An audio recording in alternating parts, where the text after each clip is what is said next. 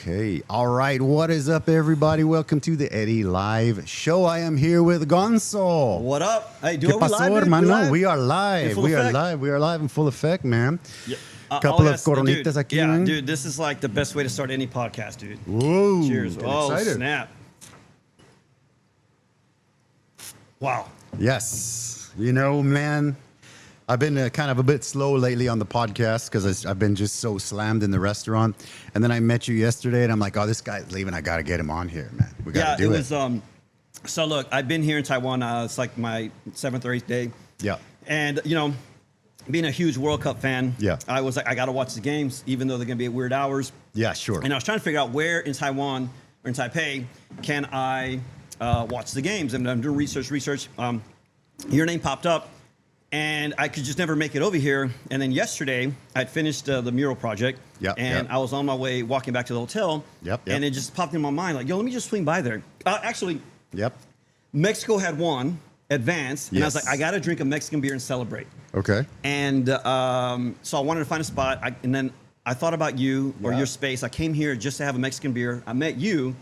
And I was like, yo, this place is super dope, man. Like, it's pretty legit. The food here, I mean. How was the food, man? Dude, I mean, homemade corn tortillas by corn sourced locally. That's right. Yeah. Like, I mean, I was like, is Abuelita in the back? Yeah, Abuelita in the back there, man. Shit, that's right? how legit it was, bro. Thank you, man. I appreciate it. Just if you guys are watching, just let us know if the audio is good because I'm supposed to have my family on here checking, but I got no response from them yet. Yo, if you got, if our peeps are watching, let us know. Is the audio okay? Yeah. All right. It's looking okay. Perfect.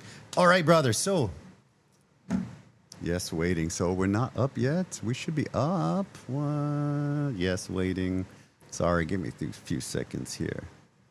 It should be up. It should be up. Everything should be up. Let me see. It says waiting. Yeah, all right. Let me just, we'll take a quick check. I just want to make sure we're up, right? So that's the problem with live, right? You know, sometimes. Oh, yeah. We should be up. Are we not up? Do like this. Yo, homies, we're not sure if it's live right now yet. Can you check? Yeah, we're up. Oh, we're up. Oh, come on. Audio's good. Thank you. There we go. For that, checking that. Awesome. Thank you. All right. So we are officially up. Man. So I meet you. So it's very rare. There are Mexicans here. There's not that many, right? So it's very rare that we have like this Texas Mexican guy coming in here with the hat and the shirt. And I'm just like, whoa. I was just on my way out, but we stopped to talk for a second. And you told me you're doing murals. You told me a little bit about the history, and I said, let's do a podcast. So here we are. So, man, tell me about yourself before we get in there. Oh, wow. Yeah, that's a tough one. I mean, how long is this podcast, you know? As long as we want, man. I'm a little long-winded, but no. Right. So my name's Gonzo247. I'm an artist based out of Houston, Texas, but, you know, have paint, will travel. Okay. I have been an artist for really as long as I can remember, and I was born in the East End of Houston. Got it. My parents immigrated from Mexico. I love it. My dad's from Michoacan. My mom is from a border town right at the end of Texas on Brownsville. You cross over to Matamoros. I love and then about 30 minutes outside of there, it's a ranch. It's called El Ejido Las Blancas. Oh, and that's where my mom hails from. They came to the United States. I was born in the East End. And it's been art ever since. I love that, man. That's Thank beautiful. Similar with me. I mean, I think we connected pretty good because similar with me, my family's from Guadalajara and immigrated to Canada, and then I was born in Canada, but in the house, it's Mexico. You know, outside it's Canada, but in the house is Mexico. Oh, yeah. So the food, tortillas, you know, we brought my grandma up for a little while. Like it's pretty amazing, man. Yes. So, man, you got to tell me about the beginning. I mean, I have a daughter, and my daughter's like a huge artist. She loves it. And everybody's like, you can't make a career out of art. Ooh, and then man. I meet this guy. I'm like, you know. All right, tell me about it, how that started, brother. Okay, so like I was saying, I was born in the East End. I was born in 1972. Mm-hmm. The same year I was born, there was this dude in my neighborhood. I didn't know him. I was an infant, right? Sure. His name was Leo Tanguma. Leo Tanguma was like this Chicano artist, full of angst, being brown in a white America. 1972, paints this gigantic mural. Mm-hmm. It's like 16 feet tall by like 240, 250 feet wide. And it became like the iconic image of the East End. I love it. But back in those days, before the internet, like what you did every day was go visit family, right? And most of my family lived up and down Canal Street. So every day we're going up and down Canal Street, I'm seeing this mural. Some of my earliest memories in life is actually this mural. Like, Okay. again, like before, back in those days, nowadays kids, you see them in the car and they're looking at a screen on a phone. Sure, I know. Back in my days, the screen was the actual window. Yeah. I had to look through that and Yeah. look at the outside world, and I would see this mural, and I remember thinking, like, I don't even know what that is, but one day I want to do something like that. I love that. And that is kind of what planted the seed in me to want to become an artist. Okay. Now, parents being from Mexico, Yeah. they're immigrants. They have Yes. that American dream, and they're kind of like, I'm going to tell you what your American dream is. Yeah, You're going to go yeah. to school. You're going to go to college. You're going to get a career. College. Pick one of these: doctor, lawyer, accountant. That's Fill very in the blank. similar. It's very similar to living in Asia, man. That's Yeah. a very, very similar thing. So we get that too. People don't know that. Yeah, I resonate a lot with the Yeah. Taiwanese community because Sure. it's so similar to Mexico. Yeah, it is. And so, long Thanks. story short, I was always artistically inclined. Yeah. But I didn't really have anywhere to go. There was not much public art in Houston at the time. It was a very different time period over there. But people around me that kind of knew about art, they would try to help me out. And most people, at least in America, when you think of art, it usually defaults to Western European, right? Yes, and sure, it's sure. Sistine Chapel, Yeah. it's portraits, it's Van Gogh, it's fruit on the table, Mona it's Lisa. architecture, exactly. Yeah. So a brown kid from the East End looking at portraits, architecture, fruit on the table. Yeah. I couldn't really connect with the content. Sure, of course. And so I was like, okay, I don't have that kind of talent, and that's not really interesting to me. So Yeah. I don't know. Yeah. So I was like, okay, strike one. Next thing was people would tell me, yo, if you're gonna be an artist, you got to use oils. Okay. What are Oils, oils? okay. I don't know. Like Yeah, the yeah. only oil I knew was what my dad put in his car. Exactly. So I was like, That's yo, what we- how, that's how the do you, oil. how do you make art with that? That's the oil we use, And man. so I'm like, oh man, Cooking oil. So strike two. Then people would show me, oh, these are famous artists. Mm-hmm. And normally, when an artist becomes famous, it's at the end of their life. They're already dead. Yeah. Right. So I'm seeing pictures of people that are old. Yep. Most of them are white. Actually, all of them are Sure. white. I think they're all white. Old, yeah. old white people. This is what an artist is. And so for me, I'm thinking, one, you have to be old to be an artist. Like that's something you do at the end of your life. Got it. Two, Yeah. I see white people and I'm like, oh, okay, maybe like again, like maybe that's not like no one ever told me about Diego, no one ever told me about Frida, no one ever told me about the Mexican masters.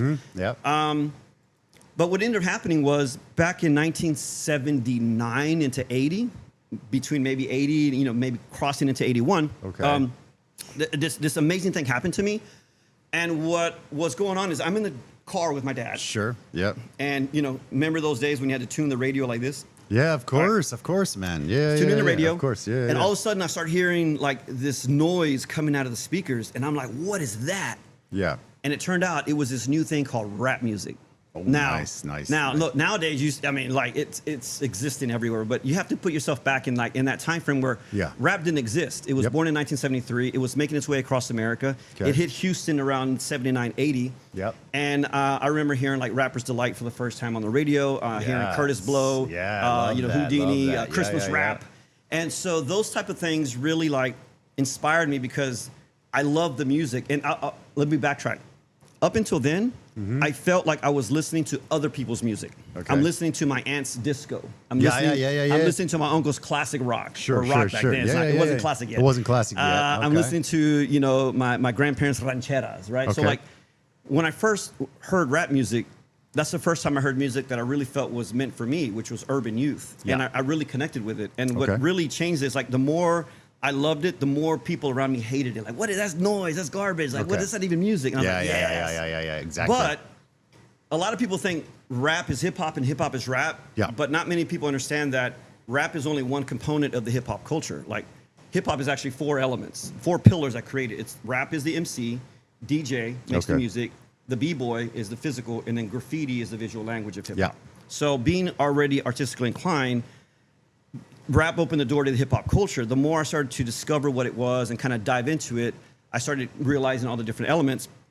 Back in the days, you would buy like a record album, and then you of would course. open it up, and there's stuff inside. And I was seeing all this other extra stuff, these bright colors in the background of the photograph of the b-boys, and I'm Yep. like, what's that in the background? It was creative, it was bright, and it was really like drawing my attention. And so I was like, I figured it out. I connected the dots. Oh, it's called graffiti.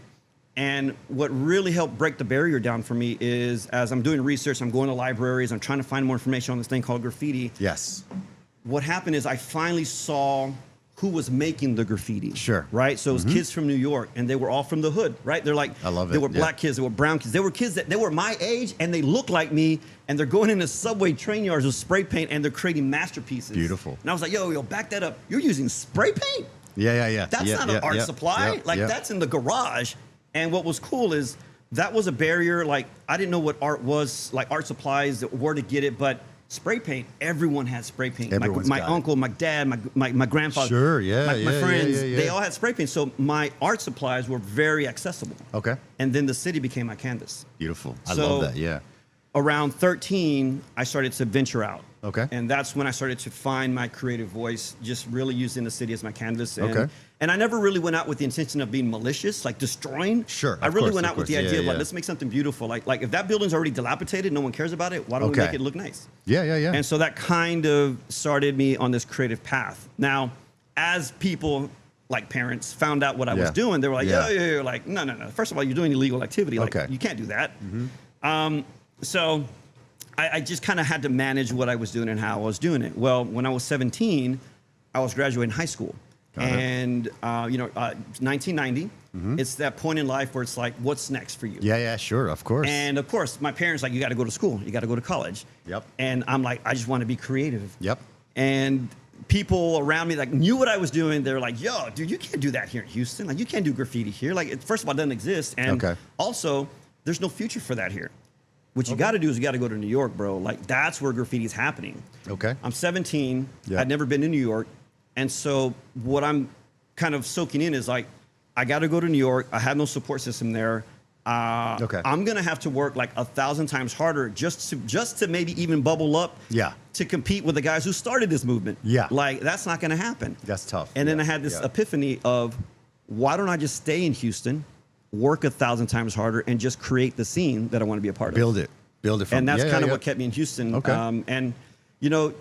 Interesting. Taipei reminds me a lot of Houston as far as like the acceptance of graffiti and street art. I feel like Taipei is like 20 years ago in Houston because it existed on the peripheral. It was here and there, but it wasn't really fully embraced because people fear the unknown. Yep. For me at 17, I knew that if I wanted to make a living doing this in the city, I had to educate the general population. I had to educate the city. I had to educate officials on what this was and really showcase and highlight the artistic value in the spray can. Yeah. And so thankfully I stuck with it, and now what used to be feared and unknown is now embraced and thankfully in demand. Okay. And so now there's more artists. Like back in the days, there's only a handful of us that could make a living purely on art. Now in Houston, like there's so many artists that's all they do is have a job that making art, no other backup. Full time, yeah. Beautiful. I love that. So that's kind of the short story of how I got to where I'm at today. Just for the people that are watching live, I am recording this, and we will just re-release it right after if the live is not working. Apologies. Or if they're watching the game. Or if they're watching the game, you guys are crashing our internet here, right? Yeah, I understand. Yeah. But yeah, no, we should be good. I don't know what's going on, but usually there's no issues. I just had some repairs on the computer, but anyways, it's recording, and I'll just immediately reload it as long as it's done. Yeah. So we're gonna keep going anyway. Yeah, brother. So you're there, you're growing the scene, right? You think, okay, of course, it's so hard to just kind of like transplant and go somewhere else and be like, yeah, I'm going to start this. So tell me a bit more about that kind of part in your life. You said you were 17, 18, right? Yeah. And you're like, parents are like, you got to go to college, which is that's a tough one, man. Yeah. I mean, it is, but like for me, I understood my parents as in they're immigrants. They have this view, but I also understood that they did not understand me. Yeah. And I know a lot of younger people that I've run across throughout many years where they see the lack of parental support and they see it as a negative. Okay. And they have this woe is me, my parents don't support me, they don't love me. A lot of people are like that. And I'm like, dude, come on, man, come on. No, bro. Like, I don't have sympathy for that because no one's in charge of your success or failures. Yep. You have to take accountability. But it's one of those things where the fact that they didn't support me actually meant that they loved me enough to say, Okay. don't do that because we're worried about your future. We want to Yep. make sure you can sustain yourself. Well, make sure you make money. Make sure Exactly. you have, And you know, you don't have to struggle, right? They do that out of love. Of course, yeah. But I was like, look, one time my dad sat me down and he said, oye, mijo, am I going to have to take care of you the rest of my life? Yeah. That's a worry, right? That's an honest you know? parent. Like being a parent Yeah, now, of course, I totally yeah. get that statement. Yeah, He was like, exactly. dude, am I going to have to take care of you the rest of my life? Because if I have to, that's okay. Just let me know so I Just can let me know so I can mentally prepare. And yeah. And I said, nah, dude. I was like, nah, Pops. Like, nah. It's like, look, every decision I make is on me. You don't have to worry about me. Okay. I'm good. And as soon as I kind of like let him off the hook, he had this relief and he became like my biggest fan. He was like, you know That's what? Then I'm awesome. going to support you 100%. I love it. My family has always been super supportive. I have 3 sisters. If they're watching, Griselda, Jessica, Chrissy, they've always been super supportive. But my wife, we were talking about her earlier, Carolyn. Yeah. She is definitely been, like, I would say this. I had a trajectory in life, and I was going a certain way. Sure. Up. Meeting my wife, she slowly started to, like, 1 degree difference. Okay. Right?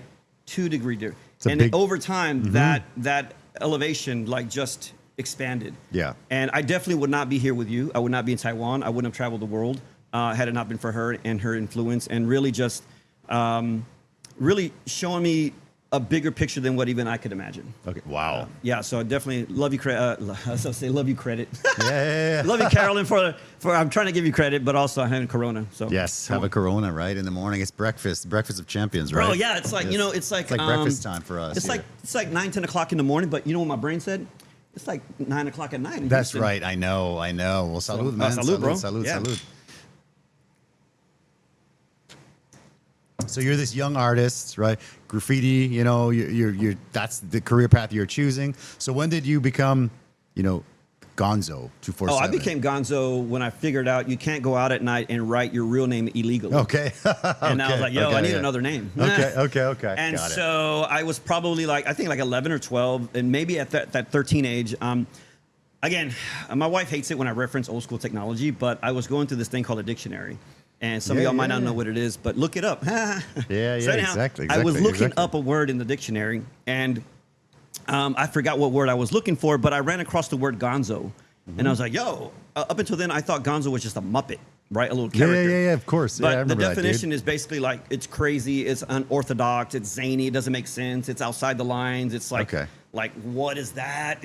And so when I read that, I literally thought, like, that's my definition. Like, this word is defining who I am as a person. And people that know me, they know I'm just like... Gonzo. I'm Gonzo. And so I picked up the name Gonzo as my alter ego. And this is something maybe not a lot of people will know, but like a traditional graffiti artist name is your nom de plume, or which I like to call your nom de can, and then a number. And that number represents your last name. Now, traditionally... Back in the days when graffiti was being born on the East Coast, a lot of graffiti writers would, you know, they'd find a name like, I don't know, like Taki, right? He's a famous guy. Yeah. And so Taki, he needed a last name because it's a Greek I can't even talk. It's a Greek nickname. Taki. So there's 1,000 Takis out there, and especially in New York, right? So what's going to make you different? Well, I'm Taki 183, right? And so back in the days, what people would do is they would put either the apartment number they lived in, or the street they lived off of, or a reference to them that made it personal. So now you could have Taki 183, and you could have Taki 299. I don't know, whatever. And it made sense, and people knew the difference. Well, and the 249. Well, for me, I didn't grow up in an apartment, and I didn't grow up on a numbered street, but I wanted to keep my name traditional. So I was trying to figure out what would be my numerical last name. Yeah. And so for me, at that time, it was 24/7, and that was kind of like a popular. Or it was the phrase within the hip hop community. It was still underground. And so I was Gonzo 24/7 because one, I'm just zany, crazy, wild all the time. But also graffiti was like in my brain, like tres leches, man, just like soaked like tres leches 24/7. And so I became Gonzo 24/7. But then in the 90s, like mid 90s, I was watching TV, and there was a commercial for this very popular big chain box store in America. And they had a commercial that said, so-and-so, we are now open 24/7. And I was like, oh. Like anytime something gets to the level where that big box store is promoting it, I was like, oh. It's over. I can't be a part of that anymore. And so I just dropped the numbers for a while. But what ended up happening is that gonzo by itself is just a word. There's nothing to it. And I missed it. And so people would question what that was. So I reintroduced the numbers, but instead of being 24/7, it's now gonzo 247. And now it becomes an identity again. Got it. Okay. That's beautiful. Thank you. I thought it was, like Nate Diaz 209, like the actual, you know what I mean? I was like, oh, interesting. Oh, that's so cool, bro. What I love about the numbers is when I used to say gonzo 24/7, people are like, oh, I get it. When I say gonzo 247, the first thing people ask, like, what does the 247 stand for? Okay. And for me, it gives me every opportunity under the skunk. Man, dude, this beer. I said skunk. Under the skunk. Woo! Smell the skunky. It gives me all these opportunities to just make up a random answer. I love that.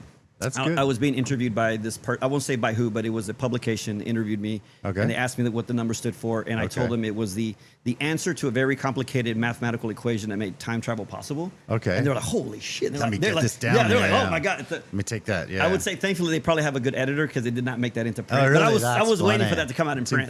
Too funny. So let's quickly talk. Obviously, we're both Mexican, right? So how did kind of the Mexican influence, obviously it's influenced a lot in your art, but tell me the connection there for people that are watching. That's such a good question, man. Yeah. Okay, so I'm born in America, born in Houston, born in East End. East End was a predominantly Mexican, Latino area of town. Really? Okay. And there was this, I didn't realize it at the time, but there was this duality of like, where do I exist, right? Because I'm a brown kid in white America. And again, like right now, Houston is the most diverse city in America. Okay. They say the way Houston looks now, the rest of America is going to look like in the next 15, 20 years. Like we have everyone from around the world is in Houston. I love it. 30, 40 years ago, not so much. And so I didn't really have I'll even backtrack one hair. Growing up, my dad only spoke Spanish to me and my sister. I didn't know English, right? Yeah. And then, I don't know if it was a cruel joke, but when we started school, he put us into Blessed Sacrament, a Catholic of course, school. Very Mexican, yeah. In those days, the school was actually ran by old school Irish Catholic nuns. Oh, okay. With very heavy Irish accents. Oh, okay. Right? So I'll never forget her. May she rest in peace. Sister Annunciata was not only the head principal of the school, she was also the first grade teacher. Okay. So here you go, this brown kid, no English. Sister Annunciata is my teacher, and she ruled with an iron habit. She had these dark blue blocker glasses. You never saw her eyes, and she was like a tornado. She's just like roaming the halls like a shark. Come with me if you want to live. And you saw her, you went away. Yeah. And so every day she would like beat me with a ruler. Like back in those days, they could do that. And she had this really thick wooden ruler, and you have to put your knuckles out, and she would just... Ouch. And every day my dad would pick me up from school, and she would just let him have it. Like, what's wrong with you? Like, this kid needs to know English. And my dad's like, yeah, I know, that's your job. Yeah. That's why he's here. And she couldn't like figure it out. And my dad's like, look, we're in America. He's going to have to learn English to survive. But I already know that as soon as he starts speaking English, he's going to stop speaking Spanish. So I got to teach him as much as possible. Sure. And so I learned a lot of English from an Irish nun with a heavy accent and a wooden ruler. So that's too funny, man. Si se puede, everything's possible. Si se puede. I love that. Okay, so then that's kind of what began that where do I fit in? Because I'm speaking Spanish, I'm trying to learn English. We're in Houston, and there was this like, it was weird because we were like in this Eastern Mexican bubble. Because all the raza was there. Everyone speaking Spanish. Sure. All my family, extended family, they're all living there. And so then you go outside that bubble, and it's all American, it's all English. Sure. Yep. I wasn't really sure where I was going to be until that fateful moment of 1979, 1980 when I first discovered hip hop. And hip hop gave me a place to exist. Okay. So in the hip hop community, in the hip hop culture, really it's like and I'll have to credit KRS-One for this concept, but okay, nice. I love KRS-One. Anyhow, old school. I love that. Yeah. KRS-One came up with this the hip hop culture is the only culture that actually lives by the words of Dr. Martin Luther King. Okay. Hip hop doesn't care the color of your skin. Hip hop doesn't care your creed, your nationality, if you're rich, if you're poor. Hip hop cares about your heart and what you're bringing to the table. Hip hop is about sharing, community, skills, and advancing each other. right? Okay. Yeah. So when I got introduced to the hip hop culture, I felt like I had a home, and I felt like I had a place to exist, and I had a place. I felt like I now had this larger extended family and community that could help support me in whatever I wanted to do. Okay. So the Mexican element of it was the familiarity of being supported by your village. Yeah. And the idea of like honor, respect, treating your elders with respect. That's huge. Yeah. And translating that into the hip hop culture, again, it's like that familiarity of like, oh, it's a family. Yeah. As my art developed, I always was gravitating towards super crazy contrast colors, even like this shirt, right? Like, yeah, well, that's very, very Mexican as well, right? So what's interesting, what's very interesting is in America, in Houston, Yeah. my art, it took a while for people to really accept it because it was too crazy. Like they're looking at it like, oh, my eyes. It's bright. And I also like, I try to go in this realm of like, I try not to use primary colors. Okay. I try not to use secondary colors. I go in between and I find what I call all the bastard childrens of the color wheel. I like it. Okay. Because it's not green, it's lime. It's not Okay. pink, it's fuchsia, right? Okay. It's not blue, it's aquamarine or turquoise, right? It's like all those weird colors. Okay. And then you offset them and clash them. Okay. Like that to me is way more visually like just complicated than just matching colors, right? Okay. But in America, people are just like, I don't know. When I first started painting in Mexico, automatically got it. Oh, yeah, They for automatically sure. like, oh, oye, mijo, I like that. Like, everyone understood it. And I was just like, yo, like, painting in Mexico really helped me go and go into something way more deeper in my roots. How old were you when you went to go paint in Mexico? When you went? Oh, dude, okay. Do you remember? Yeah. Well, yeah. So it's in the story. You're I'm like cutting you off. Go ahead. you know those. Remember those Choose Your Own Adventure books? Right now, there's 3 different directions. Love those. There's 3 different directions we can go in right now. Those were like the only books that I loved as a kid, man. Yeah, I remember those. Yeah. Of course. Okay, so the first time I painted in Mexico, like I said, my mom is from El Ejido Las Blancas. It's a big rancho, right?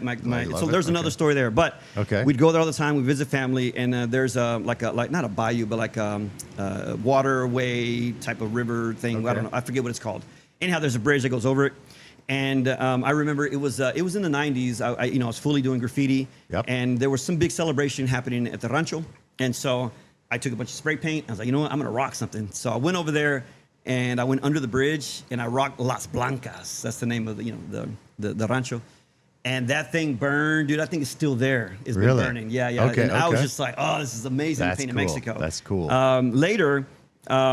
If my homies are watching, my soccer homies, and they're literally my brothers from another mother. I have 3 sisters, no brothers, but these guys, Uriel, Luis, and Aldo, they're my homies from day one. Gotcha. But we would visit their family in Mexico, and again, I would take spray paint and like, let me try and paint something. And their family has farms and ranches out there, and I painted this giant eagle on the side of their house, and the uncle would come out and nitpick, like, hey, what's up with that wing? Come on, man, make it right. But painting down there, seriously, like it was later in life when I had the opportunity to start. I actually connected with, there's an organization in Houston called Visit Houston, and I was able to partner with them, and we wanted to spread this relationship between Mexico and Houston. And so I would go all across Mexico painting murals that are inspired by whatever location I was in, but also referencing Houston as a partnership and building that cultural bridge. Yeah. That's awesome. So what's interesting, though, is again, we would visit, dude, Houston is like 6 hours away from the border, right? Okay, I didn't know that. I knew it was close, but I didn't know it was that 6 close. hours to Mexico. Okay. And dude, it would be like a Friday, and it's like, yo, we're going to Mexico. That's what? beautiful. Okay, cool, let's go. Yeah. So we would go all the time, and it wasn't until later that I realized something deep, right? So like when you cross the border, as soon as you cross, you're flooded with a lot of indigenous culture.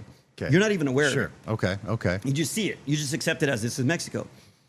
When I was in like 2nd or 3rd grade, we took a field trip to a Native American reservation, like 2 or 3 hours outside of Houston. Okay. And I didn't know what to expect. We get out there, and as soon as we get off the school bus, I look around, and I was like, yo, this reminds me of Mexico, right? Yeah. Because all Native Americans had their gear on, they had their beads, they had like, and I knew it was different, but I was like, I'm familiar with this. This is cool. Yeah. Well, you fast forward decades, and the very first time I had an opportunity to go paint in Africa, same thing. I land, I look around, and I see the Ibu tribe, And I'm like, yo. And I saw the connection of like the style, the garments, the textures, the textiles, the colors, the patterns, the beads. And I was like, I made this connection. Yeah, yeah. And so now it's like anytime I go anywhere new, I try to dig into whatever indigenous culture is there, because like no matter where you go on the planet, there was someone already there. I don't care what you say. Somebody was already there. Yeah, yeah, yeah. And even in Norway, right? Seeing all like the Viking, like it is incredible. Coming here to Taiwan the very first time, going down, I have to give a shout out to Leo Yao for bringing. That's a whole other story we can get into. But he took us down to the Alishan area, Yu Pass. Yeah. We climbed the mountain and we were hanging out with the Soul Tribe. Okay, yeah. Soul Tribe, Sioux Tribe. Yeah, Soul Tribe. there's a lot of, I don't know. We're up in the mountain drinking coffee and tea, and again, the indigenous culture was just like incredible. But beyond that, like having all these experiences with different cultures, it really, and being from the hip hop kind of culture myself. Hip-hop was based off DJs that were finding records, finding the best part of that record, looping it record to record, and creating this new beat based off 2 records, right? And then they would remix it, mash it up. Well, for me, I started to absorb all this indigenous culture and my experiences in wherever I was at. And then somewhere inside of me, I started to kind of internalize that. And what I started to output was kind of like this mashup of like my experience with the Soul Tribe paired up with like this memory of, you know, the Ibu tribe and being down in Mexico and in the Yucatan. And so I started to create this artwork that is what I call a hybrid of humanity. It's the mashup of these cultures and putting something new, because I always feel like when we all come together and we work together, we can make beautiful things happen. Sure. And so my artwork is kind of representative of that in one way or another. That's beautiful, but man. Yeah, I think you always have to pay respects to where you're at in the roots and the people that were there before you. I agree 100%. You know, when I first, so I was born in Canada, right? Canada obviously very different than Mexico. Both have, you know, pluses and minuses, I would say. But, you know, whenever, not quite every summer, but every few summers, you know, when the family, we'd save up and like we'd go back to Guadalajara, right? Yeah. And then when we would land there, it was hot and there was street food and there was like posadas and everybody's just having a, you know, every time it's somebody's birthday, the whole street is having a party. Yes, it's for great. Sure. So coming from a very small town in Canada, but always going to Mexico, having the best of both cultures, I love Mexico. You know, it's my favorite place on the planet. But when I landed here, you know, I came, you know, I got off the plane and it was hot, and then you see the scooters, and then you get out, there's night markets and there's street foods, and instead of the abuelitas making, you know, the tortillas, they're wrapping dumplings, right? But they're still there and they're doing this, you know, similar stuff, man. And so I thought, oh my God, this is it's like an Asian Mexico for me. Dude. Right? Yeah, right. That's why that you hit when you said that earlier. That connected with me. The very first day that we landed, my wife and I came. Again, Leo brought us out here. Yeah. I fell in love immediately. I was like, this is exactly like Mexico. I mean, look right now. I'm sure this will be posted later. You might not, but in reference to what's happening today while we're filming this, like Mexico and the World Cup. Yeah. I mean, have you seen all the love of like all these cultures are going to Mexico for the games and the way Mexico embraces them? And a lot of these countries are developing countries, right? Sure. And I think that there's a connection there. Like here, I just love like the way, like if you don't have it, figure it out. You know, there's a way to figure. My homies that helped me with some support with materials and whatnot on this mural I painted. They showed up with this ladder. Dude, the ladder's homemade. Like they didn't go to like the big box hardware store to buy the ladder. Dude, they built it. And I'm like, that's what I'm talking about. And then when they're painting, they like walk it, right? Dude, they do the walk. Yes, they do the walk. That's very Taiwan. They kind of do the walk thing, man. That reminds me a lot of Mexico, man. Exactly. It's like crazy. You figure it out and you get it done. As I say, a huevo. A huevo, right? How do you say huevo in Taiwanese? Huevo? Dan, G dan. G is like a chicken egg. G dan. Dan with a D or T? D. G-Dan, yeah. G-Dan, all right, yeah. Huevo, yeah. G-Dan. G-Dan, yeah. It's funny because you know, having the Mexican restaurant, right? So I always describe Mexican Spanish as kind of like I don't want to say like a ghetto Spanish, but like a very like slangy Spanish, very slangy sure, Spanish, right? And so that's how I speak. When I go back to Mexico, Simón. It's like Simón, a huevo, Ay, órale. oh, chingado, you know, like it's always this, right? Señor. And so when I have, customers from Mexico or customers from like other like Latino countries that speak Spanish, it's usually like embassy people. It's a very like high level people. Yeah. And so everybody speaks very, very proper. And so I have to keep this like super filter on my Spanish because I'm like, come on, man. Sepa la chingada, Hey. man. You don't like it, you can lamb it. You know, I'm like, a huevo, cabrón, you know? Yeah. So it's like, you have to be like, oh, and they're like, oh, your Spanish is good. And I'm like, but yeah, I got to keep this filter on because I got to make sure people still come. I feel you. You know what I mean? Yeah, I have to be like, you know, it's pretty hilarious. The last still, time I was here, I met the Mexican ambassador. Okay. Super cool dude. Yeah. He's definitely paisano, man. Exactly. Yeah. So I mean, that's a good segue because so you're doing Mexico, you're doing Houston, you know, everything's coming up, things are going good. And then you started to travel. And then eventually, I don't want to cut that off, but you're in Taiwan. Everybody's kind of like, how did this happen? How did you get to Taiwan? This is a great story. Sure. And I'm glad that we have a lot of time. We do have a lot of time. I'm going to get another beer while you start this okay, off. let's keep get going, another. keep oh going. my God. Just, keep going. We're going to be here at least a 12-pack? I mean, Let's go. How long are we going to be here? A case? Keep going. I'm going to switch his camera over. Okay, hold on for a second. Do your thing. You got to clear my throat. Let's go. Okay, so my wife Carolyn and I used to produce a mural festival. And it was called the Hue Mural Festival, and we did it like 3 or 4 years in a row, and it was really grown. It's super awesome.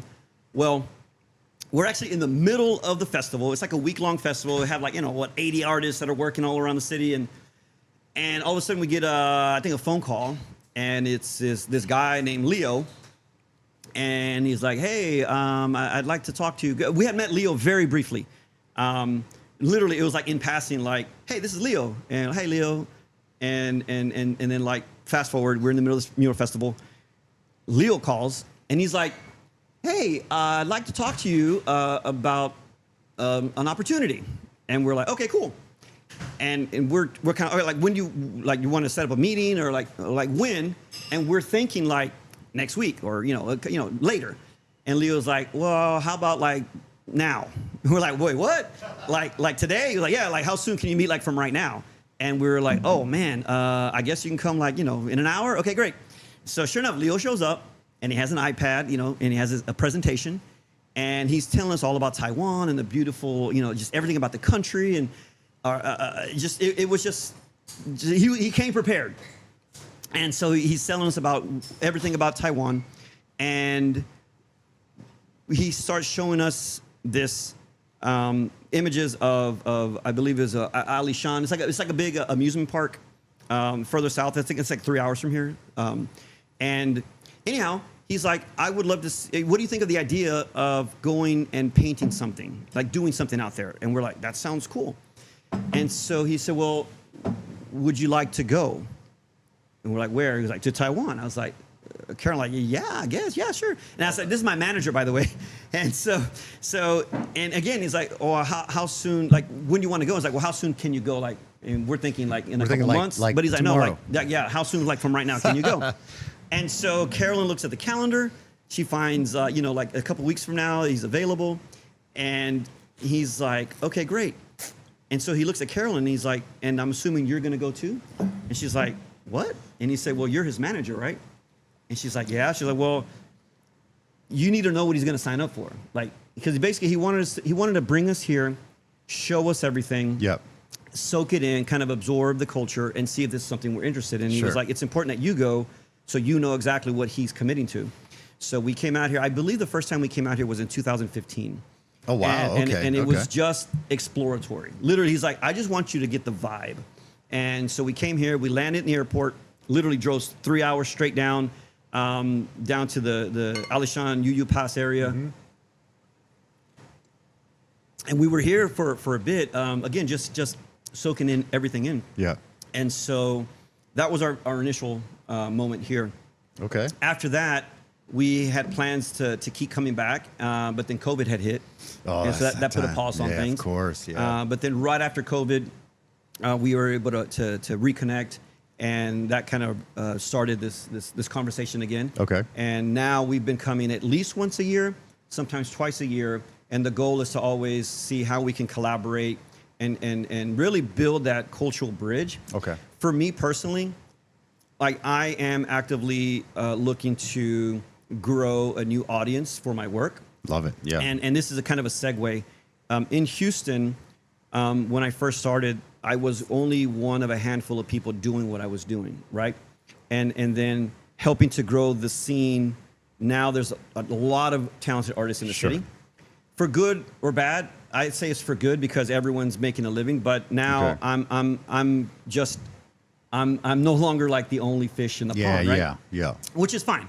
And what ends up happening is I have to kind of step outside of Houston for a minute and seek other opportunities. Okay. Now, I think I'm going to go to Mexico and just like really grow something there. Yeah. But when I cross the border, guess what? I'm just another Mexicano. I'm a paisano. Like they're like, este güey de el ponchito del otro lado, you know? Yeah. And so I'm like, okay, maybe not. And if I go anywhere in America, even smaller cities like outside of Houston, like you got Beaumont, you have all these smaller cities, but they're like booming with the mural scene. They have really? they have mural festivals everywhere.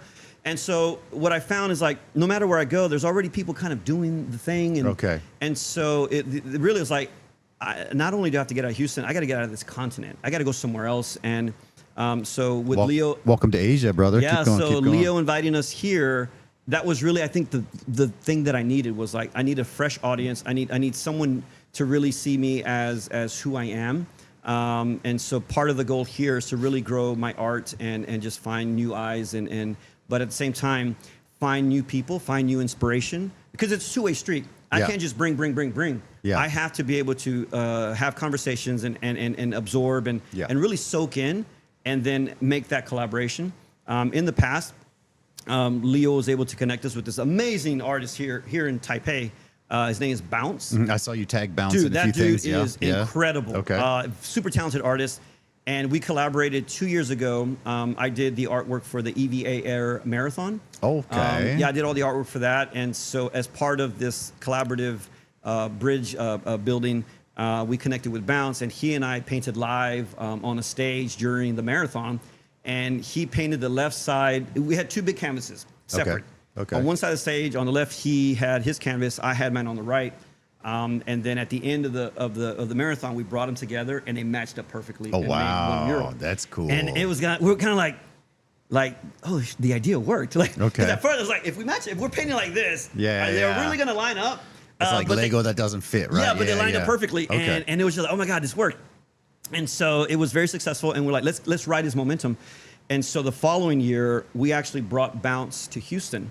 And same thing, we had a partnership with the Houston Zoo, and they had a wall for us.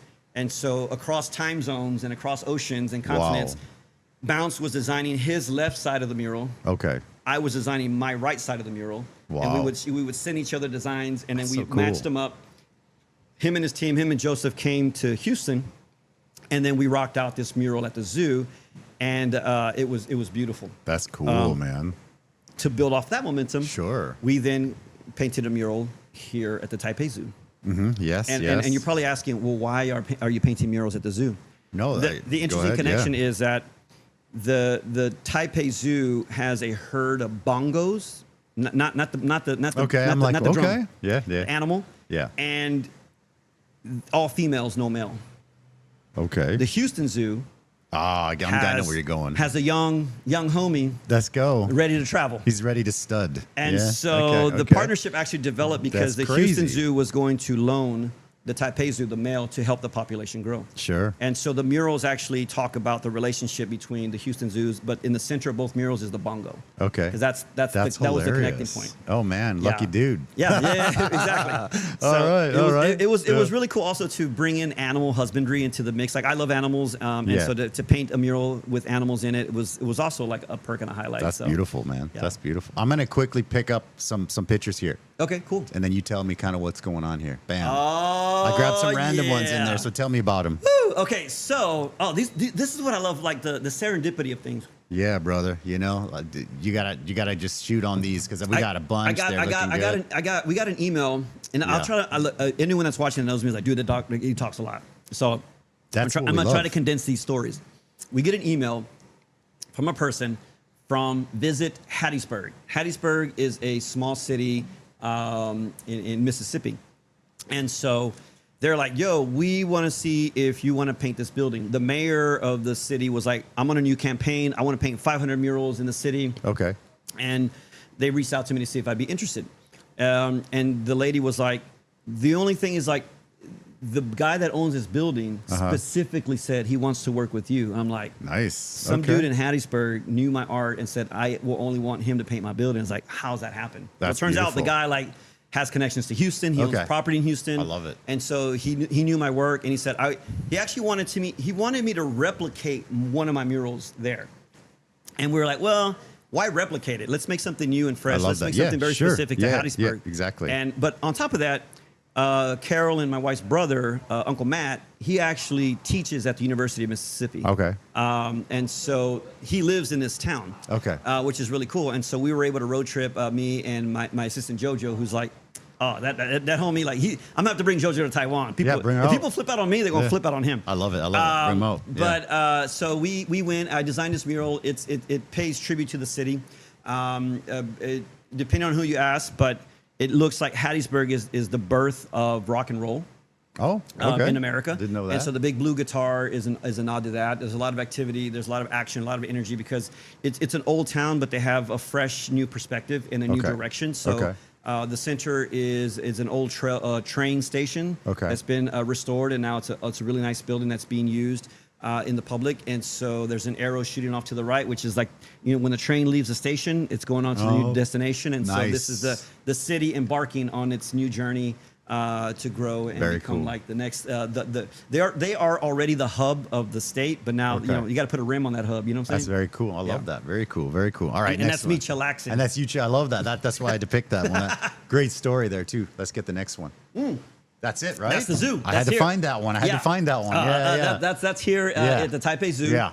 That's my half, and I have half the bongo. And if you look at Bounces on the other side, his bongo head matches up exactly to mine. That's cool. These are animals that are the animals that we picked in both our murals are animals that are included in both zoos' collections. Got it. Okay. The only one that isn't in ours is the pangolin on the top right. Okay. But I just love the animal. But the pangolin is here. Okay. Yeah, and so I put them in our side because I want one in Houston. That's so cool. Yeah. Well, maybe you make it happen. Make it happen. I'll smuggle one. It'll happen. Nah, I ain't gonna say that. Hey, it's possible. Let's see. Watch it. Yeah.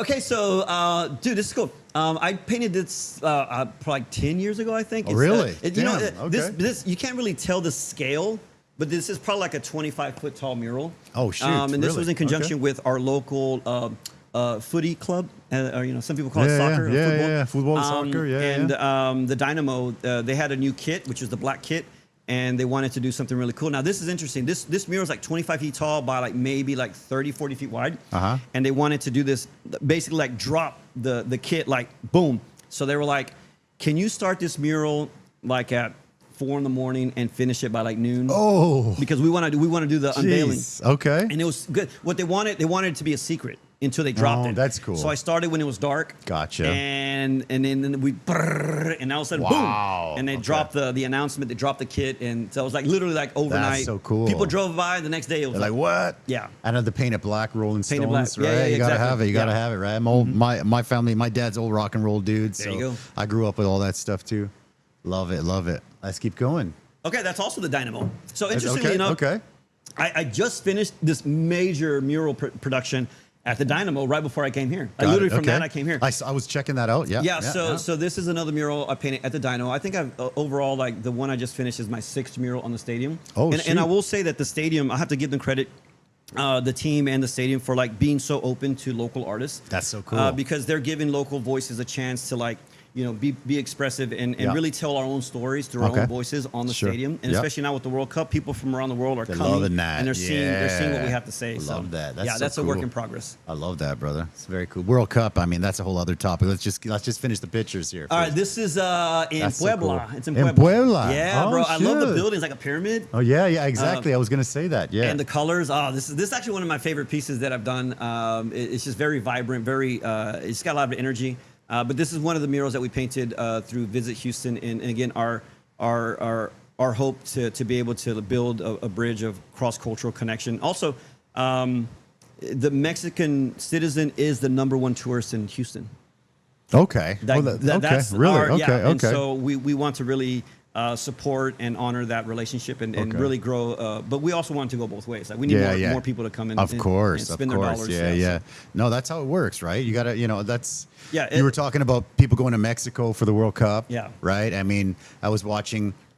There was a couple of pictures in these videos of this like Korean couple that went to Mexico, and they had like, Korea was knocked out or whatever, but they had their Mexico kit on, and they were having some tacos al pastor there, and they were just like, what? They loved it. It was all right, great. Let me tell you this story. It. Yeah, dude. All right, let me tell you this story when you said that.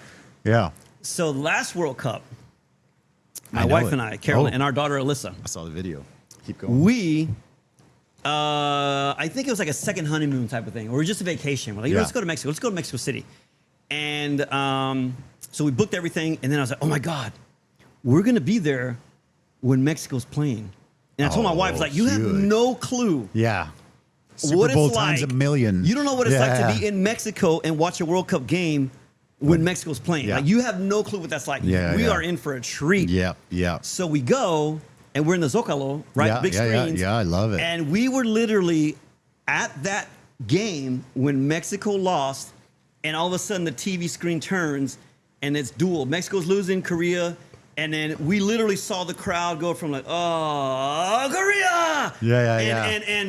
And we were there when Korea won, and literally the chant was born like in seconds. Before you knew it, random Asian, didn't have to be Korean, an Asian person, they were like, Coreano! And dude, it was so lovely to see that embrace and to be in that moment. But I'll have to take it even a step further back. Back in 1986. Okay. Ooh, Mexico 86. Exactly, bro. Of course, My family and I happened to be in Mexico City during the World Cup in 86 when Mexico was playing Germany. Okay, yeah. I was like 13, I think, maybe 13, 14, maybe 14. I remember, At that point, dude, I didn't know football, I didn't know soccer, I didn't really know World Cup, I didn't know anything. But what I did know was party.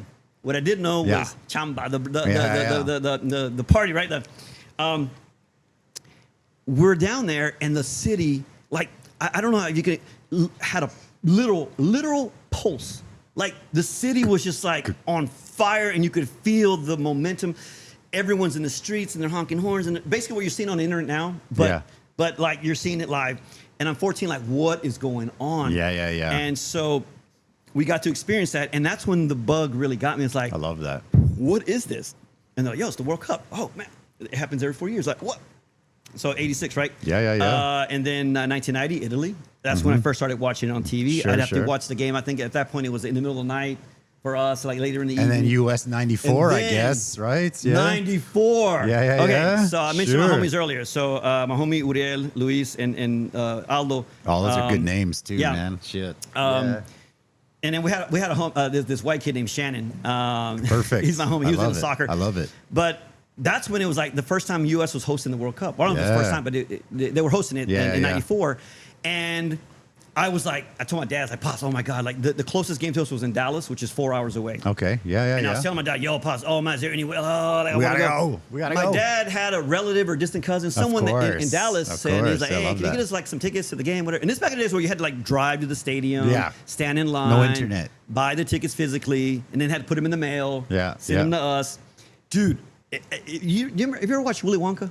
Of course. You know when Charlie opens the candy bar? Yeah, the golden ticket, dude, baby. When my dad handed me the mail, that golden and ticket. I opened it up, and there's tickets in there to the World Cup. And guess what? We're watching Argentina play Bulgaria. Oh, and we're like, this is our chance to see Maradona. Yeah, Maradona. Play live.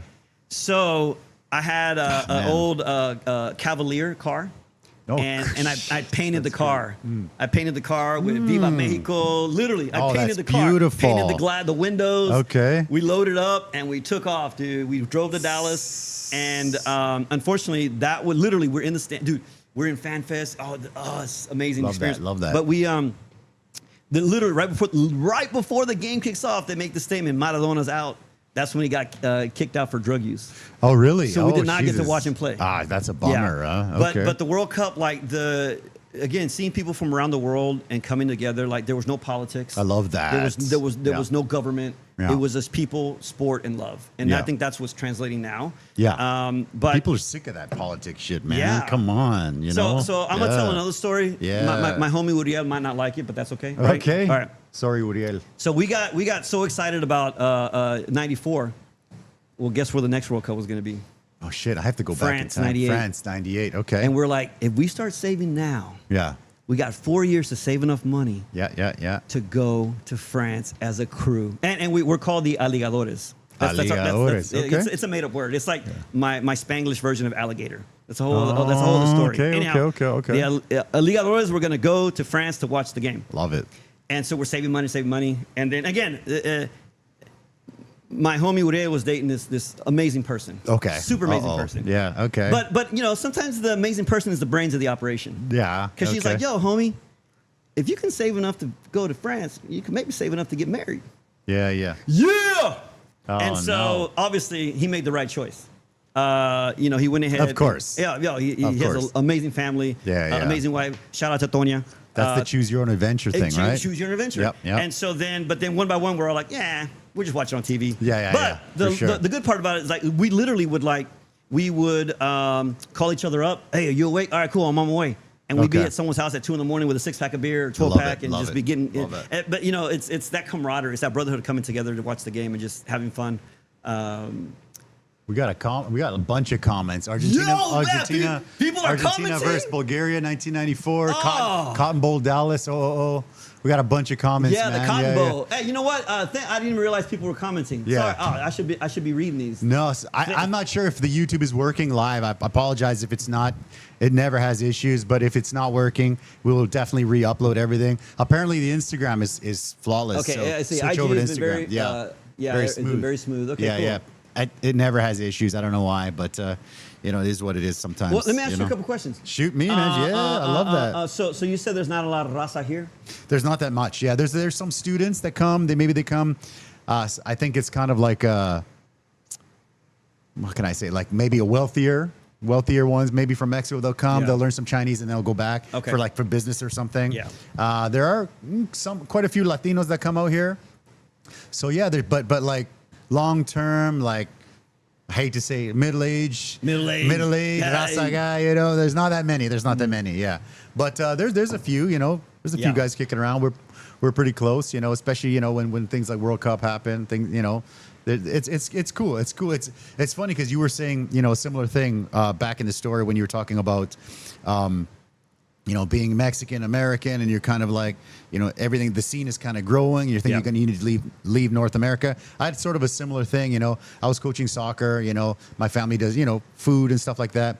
But I mean, I can't go coach soccer and make Mexican food in Mexico. Oh, you know what I mean? Like, come on, you know, there's that, like, the only thing I could do there would be just the English. You can't bring sand to the beach, bro. Exactly, right? So it's like, you know, I thought my family's like, go back to Mexico, you know, check it out. And I'm like, I got to get out of Canada. So I came here. Plan was just a couple years. And I mean, it's been like over 20 years now. So you came here teaching soccer? Yeah, I teach soccer. And then I was also teaching English. Wow. I did some Spanish as well, but English is easier and more in demand. Yeah. So, and then you said, yo, I'm going to slam some tacos over here. Yeah, so then I thought, you know, I got married and my wife was teaching as well. And she wanted to try something different, like a coffee shop. There was no Mexican food.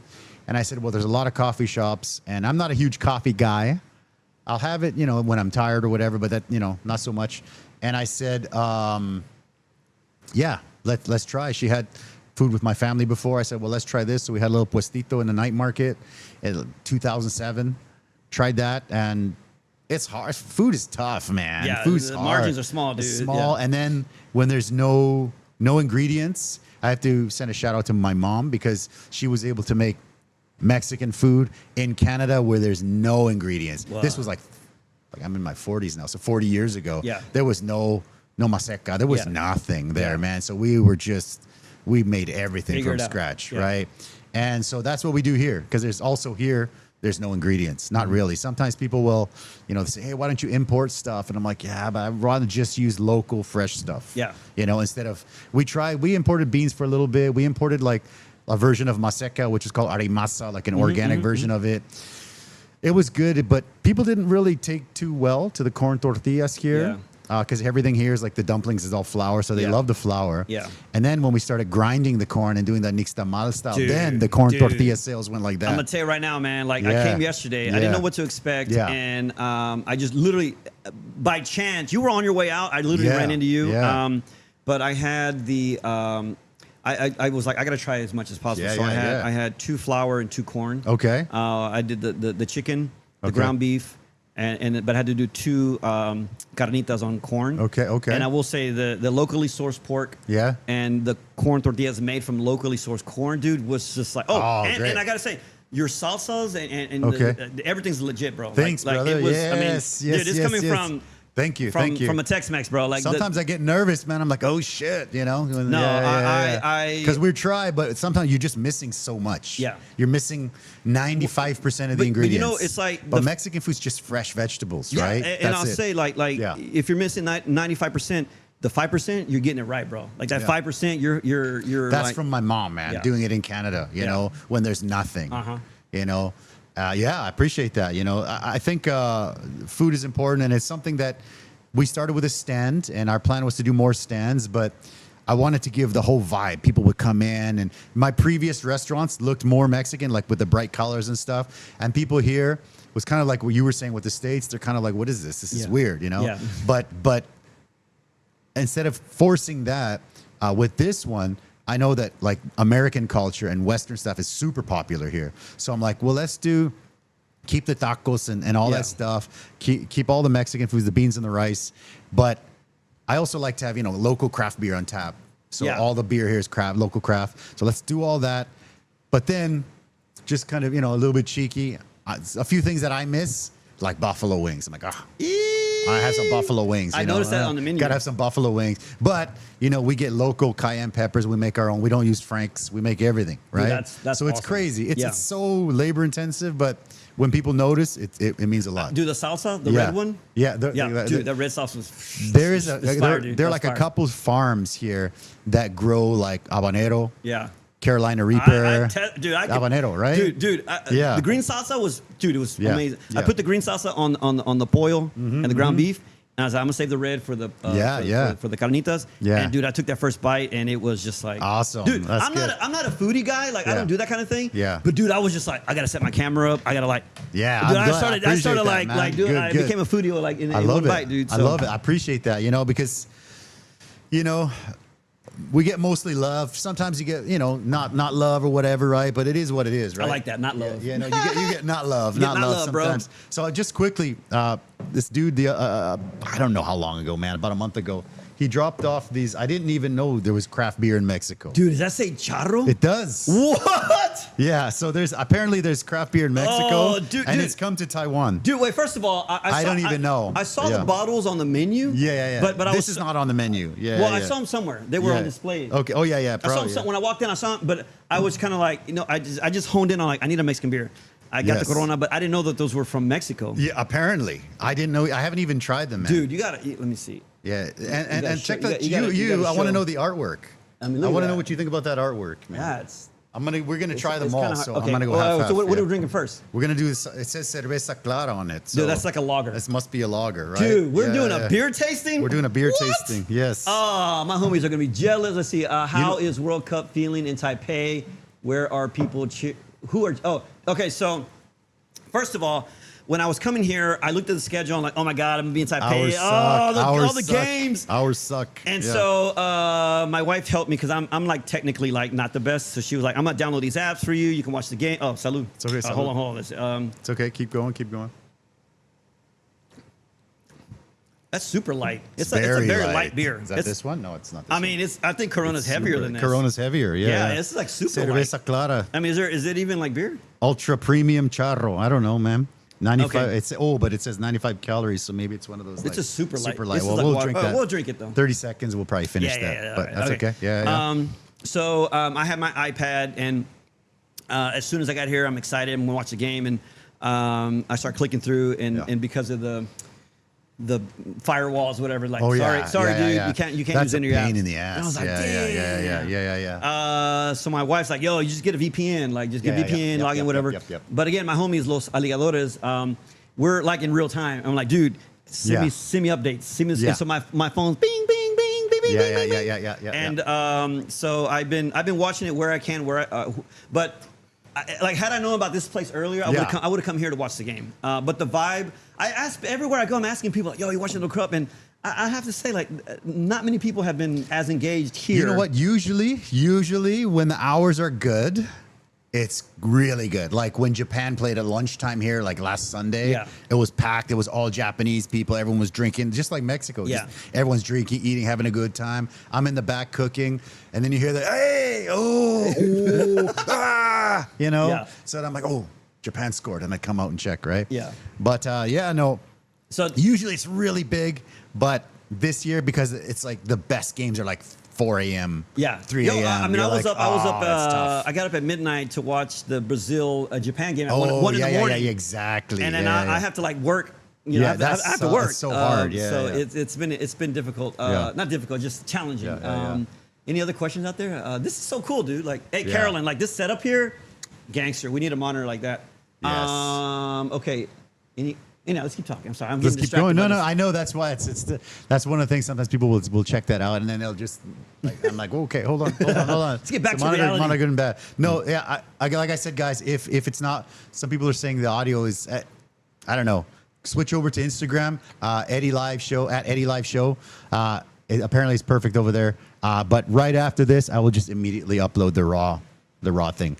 But yeah, so. Shit, where are we now, man? We're doing pictures still? I don't know, yeah. Let's do some pictures I get still. sidetracked. We finished that? We're in Mexico, that one? Yeah. There we go. All right, so that one, dude, you know what I love is like every project, is a journey in itself. Sure. There's always these challenges, these hurdles, these ups, these downs, these ebbs, these flows. And this mural, it's a 9-story building. Okay. It's in downtown. It's right 1 block off of Market Square. I believe it's Travis and Preston, or Travis and Prairie, but it's right across the street from Frank's Pizza. And this was to celebrate it was leading up to the 100-year anniversary of the Houston Rodeo. Okay. Oh. Now, cool. if you're watching this, you might not even know what rodeo is. You might be familiar with it, but Houston has the largest rodeo, I would say, in the world.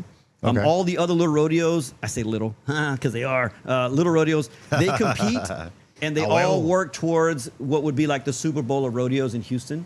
And it's like a month-long celebration of rodeo, livestock show, carnival. Like if you ever watch a movie and they're showing America and they're showing some small town, they see a rodeo, imagine that like on the World Cup level. Like it's just like massive. The World, stadium. El Mundial de Rodeos. Yeah, it's a stadium full of people watching the rodeo. So this mural was dedicated to the anniversary of being in existence for 100 years, and it's right in downtown. And that's awesome, dude. It has my colors and the excitement. I love that. So I love that. energy. Yeah, it's very Mexican style. I love the colors, man. I love it matches my shirt. What? I love the shirt too. I love the shirt. Are people seeing the picture right now? They are, yeah, for sure, damn, sure. Bro. Yeah. On the Instagram's on the left there. Word. And then the YouTube is up there. Oh, word. Okay, cool. Very cool. I love it. Oh, we got another one.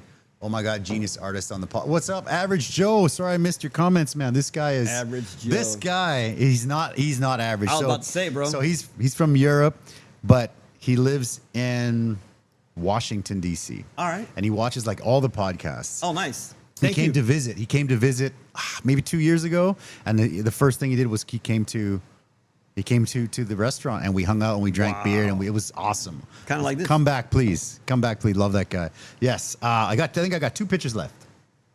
There we go. This one is in downtown. Okay. It's on the top of the Camden Apartments, I think. It's like 30 foot tall, and then kind of basically like a block long on each side. Okay. Wow. How long would something like that take? You know, murals. Because that's. Yeah, they all take different. They all have different parameters. Because like for me, I'm zero, art skills. Yeah. That looks like that would take a long time. I think it took about 3 weeks on each side. Okay. Yeah, Got it. So. Yeah. That's so cool. Though. Yeah, they again. Wow. Every project has its challenges, and sure. I think once you've done it long enough, you have to. I just had this conversation last night with some other creatives. And we were saying that you have to be able to walk through fire before you can breathe it. That's just like You know what I'm fucking tacos in Taiwan, man. Tacos in Taiwan, bro. You know, that's crazy. I'm curious to see what all you have. You said you were digging through some. I got one more here. There's a bunch there lined up. Oh, there we go. There you go. There you go. So that one is, I would say, the hallmark mural. This is kind of a turning page in Houston history. Oh, okay. And I would say also in my career, but this mural was painted in 2013. Now, Okay. in Houston, like I said, the graffiti scene, and then as it started to develop into what's called a street art scene, was there. It was in Houston. It was growing. It was happening. But in downtown proper, there really wasn't anything going on visually like this. Yeah. And so I was working with Visit Houston, and this is a long story short. They were working on a campaign to promote Houston around the world. Awesome. As a cool place to come visit. Okay.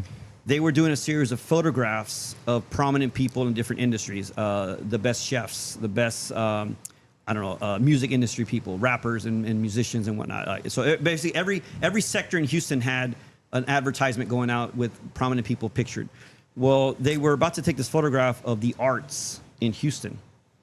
And they were going to have different gallery owners, museum directors, things like that. Uh-huh. And I have to shout out Maggie, who was doing direction for the photograph. Got it. And she was talking to the people in charge and said, hey, I don't see a graffiti artist in this lineup. Yeah.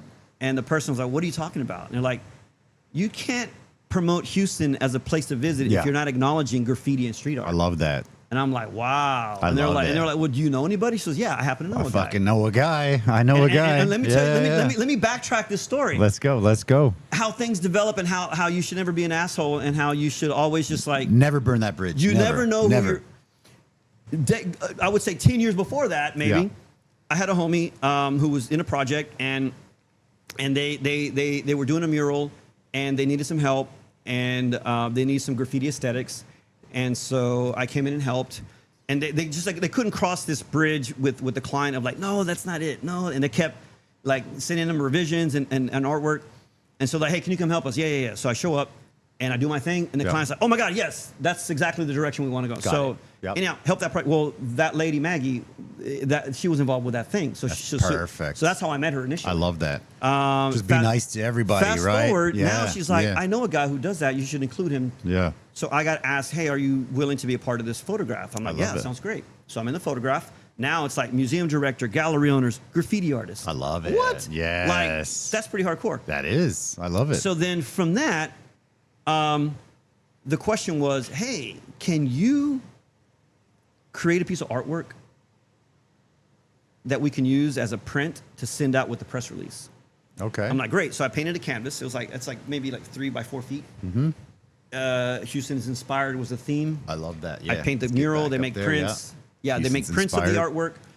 They send it all out, and Holly who was in charge of it was like, hey, of all the media releases that we're sending out, the most response is like, hey, this is a cool print.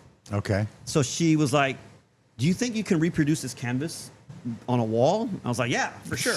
And she's like, In well, my sleep. how big can you go? I was like, how big of a wall can you get me? Yeah. And so we started looking around for different walls. And it just so happened that this wall in particular is in downtown, right next door to Market Square.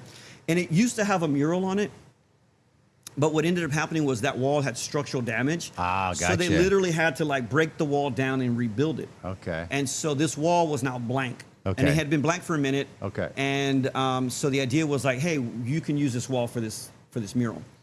The thing was in downtown, we were not sure if Houston was ready for this type of work in the heart of downtown. And we Got it. literally thought people are either going to love it or they're going to hate it. Okay. And so we were like, hey, if you can just give us, this run of time, we would be happy with it. But it turned out that as soon as I painted it, like, it just took off. It grew wings on its own. That's awesome. And it's been there ever since. So, like, it's been there since 2013. Damn. Okay. What's interesting about this mural is this is when Instagram was starting to become what it is today. This is when social media was really, like, sure, Facebook was out there, but, like, it was not the juggernaut that it is today. Yeah. Okay. And a lot of people at the time were like on Instagram, you could tell you were in New York because you're Empire State, Okay. Statue of Liberty, Got it. You could tell you were in any major city. In Houston, no one knows our buildings. Got it. Maybe the water wall, maybe, but most people you'd have to like find your way to the Astrodome. Okay. To say I'm in Houston. Oh yeah. Right. There was no visual landmark that really showed visually to anyone in the world that I am here. Gotcha. This mural became that background. This mural became a cool place to take a great picture, to show people and share it with the world. Okay. And it was in the heart of downtown, so it was accessible. It wasn't way on the other side of town. It was in the center, so it was accessible to everybody. Okay. That really helped. Everyone started coming here. In the fiscal year from when this wall was painted, this image was the #1 image posted on Instagram. Wow. People were just that's loving. Crazy, right? man. And so then I love that. That's what so happened cool. was in downtown, Okay. everyone like property managers, right? People that own, like they start seeing all this attention of people coming to this wall to take photos and then post. And this back in the days when you would hashtag and location tag. Okay. And then that just like busted the door was kind of already open, but this kicked the door open of Got it. Everyone was like, I want a piece of that action. So a lot of property owners really started to open up and be like, I want that on my wall. And so that really gave a lot of other artists opportunities to be like, love that. Like that's literally was like the dam broke loose, and now everyone was in that like love That's of like really let's put more art on these really walls, cool. and this became the face. This was the first major blockbuster mural, especially in the graffiti aesthetic, to grace a wall downtown. Now from 2013 to now, whole buildings are being painted, done. And it wouldn't have started without this. That's so cool. I'm not trying man. to brag. I'm not trying to be egotistical, but no, seriously, That's that wall awesome, brother. wall helped change the direction of art That's in Houston, awesome, and bro. that's something to have a beer about. That's beautiful. I think again, going back to what you were saying, you're coming out to Asia now. Asia, you said, is kind of similar to Houston 20 years ago. They love your shirt. Shout out to Sister Annunciata. There you Who's go. that? Oh, who's that? That's my sister. Yeah. What's up? Sister Yeah. Annunciata. Oh man. There you go. Yeah, she There was you go. like yeah, she was a force to be She was reckoned a with. force, apparently. Yeah, that's All awesome. right, I'm sorry. I cut you off. No, Sister it's good. Annunciata No, it's threw- good. It's good. So, I had that. So we have. You said you're coming out here. You're going to be coming out here more often, or what? I mean, I see you went to Singapore. Oh, dude. Right? Okay, yeah. Singapore? So, pour another one. Well, let's talk about this one. What's this What one? is that? So we've got. Dude, I don't have my glasses, bro. We've got an amber. An Okay, amber here. amber. What's this one? And this is a pilsner. Pilsner. Okay, cool. So, Let's yeah, do do the Pilsner. Yeah, Do the yeah, Pilsner. Yeah. Pilsner is a step up from this from the other one. From the other one for sure. Here, I think that's. Yeah, look, we're okay. Do your thing, bro. We're getting a little darker. Charro. Yeah. Okay. What do you think of the artwork on this? You know I'm what? just I curious. was so concentrated on the beer. Yeah, check out the artwork. I don't Sorry, know. I I don't know. apologize to the artist. No, I don't know. I don't know. What do you think? Oh, so you have some sirenas on here? Oh, that's kind of so they're mermaids in charro gear. Okay. That's pretty dope. And this eyeball in the center. I think it must be a small company. I've not heard of it, right? I think it's some kind of a craft beer from Mexico. People knew, they heard we're Mexican and we're craft beers, so they dropped some of these off a little while ago. I'm not gonna lie. I don't drink that often. Okay, But I'll take the rest of that. take that, brother. Yeah. I'm gonna end up getting the last time I got really drunk on the podcast was pretty bad. Well, I had this. So I'm a big UFC guy, right? Okay. And I'm pretty connected with the scene here, the MMA scene. Cheers. And cheers, man. Salud. And so anytime somebody comes through that's big in the MMA scene, the MMA guys, it's a small scene, but they'll call over. I do the English commentary for all the fights here. Dude, that's awesome, yeah, it's awesome. man. I love it. Yeah. The BJJ, the boxing, and the MMA. Yeah. And so this guy was doing some clinics out here, a Polish guy who fought in UFC. And I was like, that's great, send him over. So we came by, and he's like, he had a great time in Taiwan, but he didn't really get a good chance to have, a beer. I'm like, what do you want? You want to have a beer? What do you want? He's like, well, let's do tequila. I'm like, okay. So we start doing tequila. Nah, dude. And he's telling me these like UFC stories and stuff. And it's great, right? It's great. And then we got so like destroyed. I remember signing off and then telling my staff, they passed me another bottle of tequila, right? And then we got that. And from then till like the next morning, I don't remember anything. Until you hit the replay button? Yeah. Until I went. Apparently, I got home. I walked home. And, I walked in the house. I don't remember any of this because I don't drink very much. So I walked in the house and apparently I must have fell on the way because my arm was bleeding. And I just I don't remember. And I walked in the house and my wife's like, what the fuck? I'm like, yeah, I'm going to bed. Night. And just woke up the next day and I'm like, how the hell did I get here? Dude. It's crazy. That was like college day drunk. But you know what? Crazy. I have to say, Crazy. I haven't met your wife, but shout out to her for rolling with it. For putting up with his Mexican. I will say the last time I got beyond lit was it was my birthday. I think I was turning 49. Okay. And shout out to Carolyn. She was like, "Yo, we're getting tickets to go see." I have a really good friend of mine. Shout out DJ Z Trip. He's an amazing international artist. He actually is they credit him as being the godfather of mashup. Like if you hear one genre on top of another, like country on top of hip hop or whatever, like he really helped develop that. You know, he's a good friend of mine. Met him like back in the days over mail. Not even over like, mail, over snail mail. Now, Anyhow, right? good friend of mine. He was traveling and he was with Atmosphere and Cypress Hill. Oh, I was just gonna bring up Cypress Hill, but that's another hour and they were right on there. tour. Okay. And they were coming to Houston, and they were coming to Houston on my birthday. Hey. So Carolyn's like, "Yo, we're gonna get tickets. You have to go. You have to. Yeah. And then she's like, "We're gonna get the little cabana thing, the little table on the top of the hill, going all out, baby." And I was like, "Come on, man! Like, nah, we're gonna be like down with the people. I don't want to be no cabana. Down with the hill. Let's go." Guess what? Cabana's the best spot. Now, it is. I'm old now. I'm officially I know old. what you mean. I know what you mean. I'm officially old because I used to be like down there. In the mosh pit. Dude, in the mosh pit. I was there. like, dude, we're in a nice chair. I can see everything. I can hear it. I can go to the bathroom when I need to. They got service. I'm like, this is great. Oh man. Yeah. So my wife's like, hey, happy birthday. We go and it's like, she's like, do you want to go play down there? You can go. And I'm down there like, ah! Let's go. And then I'm like, oh no, I gotta go back up. So I go back up and had the time of my life. Until until at some point, you know, you're just like, what? And I remember waking up the next morning, and I'll just say, un desmadre. Oh yeah, for sure. And you know, desmadre, but my wife was like, hey man, it's your birthday. It's all good. It's all good. It'd be different if I did that every night. Yeah. I have friends that do that almost every night. That's rough. Did you say doo-doo? Yeah, I said, dude, I have friends. I got friends. No, I got friends that do it almost all the time. I used to do that all the time. Yeah. I'll be honest, like most of the people that know like Godzilla the Thriller. Who knows Godzilla the Thriller out there? Better yet, who knows Marvinzilla? There's different levels to the Gons. Okay. Yeah, dude. I think the one at the very top that's very rarely seen. I think there's only two people that ever seen this level of Gons. Okay. And that would be Christian Azul and Jenny Wilkerson. Okay. Destructigons. Yeah, Destructigons. Breaking shit. He's breaking shit. He's getting crazy, dude. Yeah. So anyhow, that used to be me, but not anymore. Okay. I'll say Carolyn you definitely gotta help me. Oh yeah. You have to tone it down eventually, right? I fought against it though. Don't get me wrong. I was like, what are you talking about? I get it. But then I was like, you know what? You're right. Yeah. You're so right. You know what? Me, when I came here, I was like 23 years old. Dude, I can only imagine. Single man. I can only imagine. In Asia. Oh my God. That was crazy time. I'm just gonna drink my beer. I'm gonna do it like the meme. It was like, yeah, exactly, right. That's But that's none of my business. And that like now everybody knows me as the Mexican restaurant guy, family man. He's got a daughter. The podcast, like super like respectable like family guy. Yeah. But I mean, everybody's in their 20s once in their life, right? So I came out here, and it was crazy because at that time there was no other foreigners here. There was almost none. So there was Blockbuster Video though. Remember Blockbuster Video? Come on, man. So I would be kind like, and rewind, bro. I would go to rent like a Blockbuster movie on like a Friday because I didn't know anybody, and you walk in there.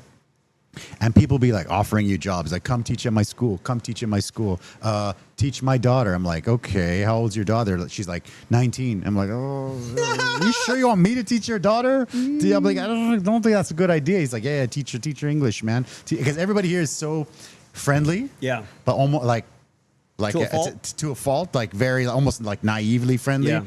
And I'm like, ooh, you can't. Sometimes there's a rooster in the hen house, and you're like, my God, you gotta tone it down a little bit, right? Yeah. So, but everywhere you went, I mean, I would talk kindergarten, and I would get stalked by married moms follow me home.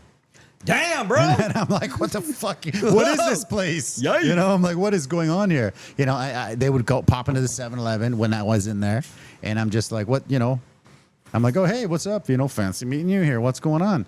And they're just like, yeah, you know, I want to take English lessons from you. I'm like, okay, cool. Well, I'm like, I'm busy, right? You know, currently, but you know, yada yada. I live quite far away from here because I'm like, I don't want people to know where I live. That's true, you know. bro. And they're like, she's like, oh, don't I follow you home a few times? Now you live right there. And I'm like, God damn, they're not even trying to hide that shit. It's like, damn, okay. It was crazy time. I'm gonna stop there because I'm gonna get in trouble. But Yeah, that's well, it. Yeah. speaking of tequila, Yeah. We have Luis Rodriguez up there saying tequila Los Abuelos, aka Fortaleza. I think, shit. In the U.S. You know what wonder if it's available in Taiwan. You know what's crazy? Luis, right? Luis? Yeah, Luis. It's not available here, but when I have people traveling through Mexico or Taiwan, I'll be like, hey, you know, bring me a bottle. And one of the guys who's popping off on my clips right now is an American, Japanese, Taiwanese strongman, good friend of mine who lives in New York. And you know what bottle he brought me from there? He brought me that bottle, Fortaleza. Yeah, what'd you think? It's great. You have it? I have it. Well, which is crazy. Like I said, I don't really drink much, so it's there. I've had a little bit. It's like special occasion tequila, which is, you know, now. And the crazy thing is, because I know a lot of Brazilian Portuguese guys, right? And they're from Fortaleza. So when he brought the bottle, my memory is so shit. Wow. But I was like, Fortaleza, what? You know? Yeah. So I do have a bottle, but it's not available in Taiwan. The name of the restaurant is Eddy's Cantina. It's in Tianmu, right? So I have like 3/4 of a bottle there. Shout out to the strong man out there, the Crazy Jap. Go at the Crazy Jap on Instagram.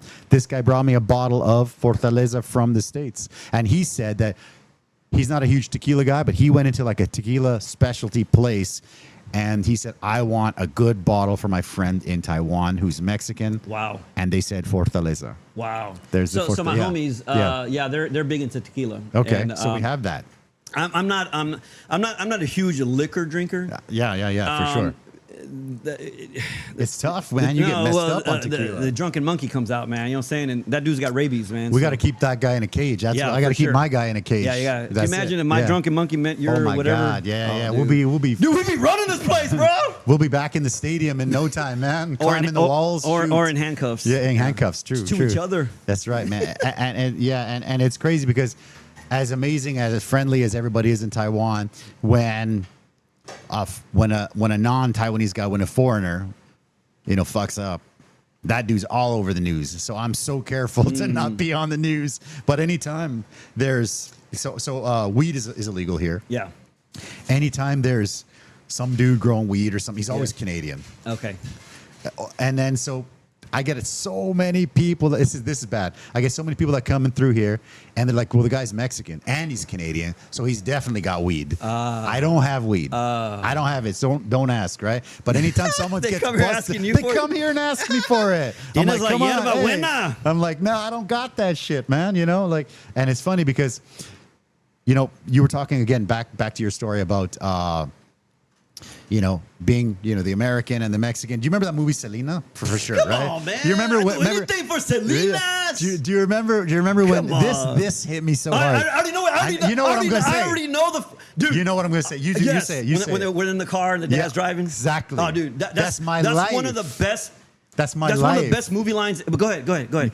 So he says, I'm Canadian, but I always really connect with like the Chicanos and the Mexican Americans because he says, when you go to Mexico, you have to be more Mexican than the Mexicans. And when you're in America, you got to be more American than the Americans. And that hit me so hard because in Canada, they're like, you got it. You're Canadian, right? Yeah. You play hockey, you're Canadian, eh? But when you go to Mexico, it's like if Mexico plays Canada, who you support? And they're just like, and if you say the wrong thing, they're like, pinche canadiense, you know? And I'm just like, hey, I'm you. We're the same, brother. And you know what he says at the end? You got to be more Mexican than the Mexicans. You have to be more American than It's exhausting. It's exhausting. Oh my God, it is exhausting. Yeah, dude, that's one of my favorite lines of that whole movie. Dude. That's one of the favorite lines. Anything for Selena, I mean, that's of course. Yeah. And it's funny because there's that, but then the craziest thing is, okay, you're this Mexican Canadian guy, but then you come to Taiwan, right? And you're just a white guy. They just think you're white. Everyone thinks I'm white. Wow. It's crazy. So I mean, I got I took advantage of white privilege, man, so many times. I'm like, this is Mexican white privilege. I'm just like, you walk into a job and they're like, Canadian, eh? I'm like, hell yeah. And they're just like, yes, sir. And they're just like, all right, well, let me just write you a check right now. Wow. I'll take it. Nice, dude. It's crazy. It's crazy. So then, yeah, it's a long story, but it's a crazy life, man. Yeah, it's I a can crazy imagine. life, brother. One thing, cheers. One thing that, first of all, this is good. The amber is definitely better than the first one that we had. The light. Yeah, the other one was super this light. one's better. We got the amber here next. We got the amber here. Shout out to the- Charro. You know, again, one of the people get mad at me, but one of the things like when you're a Mexican restaurant owner, cantina, you get so many beer samples. They come in, and sometimes you put them in your fridge and you forget, you know. And this one, they've been sitting there for about a month, maybe 2 months. What do you think? Mexican craft beer. I mean, so far, I didn't even know there was Mexican the light craft beer. is definitely a light beer. A little bit too light. So I'm not mad at it. It's Yeah. doing what it's saying it's going to do. So I'm not upset at it. Yeah. Check. Okay. Next one that we had. What was the next one? It was a Pilsner. It was a Pilsner. Pilsner was good. It's a little heavier than the first one. I like it. It's got, so I'm looking forward to the amber. But The amber. Yeah. I was gonna say one thing as far as like what I love about traveling is you start learning different cultures. Yeah. I am the loudest person anywhere I go. I love it. That's Mexican, And man. that's in America. Okay. And then you come here. Okay. We're at a forget restaurant, about and the it, entire restaurant's like, and then you see like, Yeah, that's oh, dude, too it's funny. just so crazy. I get everywhere I go. You know what's hilarious? Like Even again, in Japan, dude, they're just Oh, like, Japan is. Dude, I went to a UFC event in Japan, and it was crazy because it was so loud, and then when it goes ding and the fighters come with touch gloves, it's just like the volume's like no to zero, way, dude. and I'm just like, no way. holy shit, it's so quiet. Oh my god, it's so quiet, and all the Japanese are like. Are you serious? And then, but of course, who did I bring? My American friends. Yes. Right? So And my then- American friends are like, fucking pussy, fuck you, you know, and then they're looking at us. And beside us was a Brazilian, two Brazilian guys. And there were some Brazilian guys fighting. You know, when the Brazilians fight, they get, you're going to die. Ooh, vamos head, right? Yeah. And so they're like, ooh. And the other guy's like, vamos head. And then the Japanese are just like, and then we're all just like, ooh, shit. But except my American guys were shit-faced. Oh, come on. And they're just like, fucking pussy. And the main event guy, I believe he was from a country with the same colors as France. Right. Shit, Same I'm trying to remember. country with the same country with the same colors as OSP, France on the yeah. flag? Yeah, same colors. Ah, shit. I'm spacing on I that was right now. educated in America, so Yeah. my geography is not the best. I only remember the flags of the countries that go to World Cups.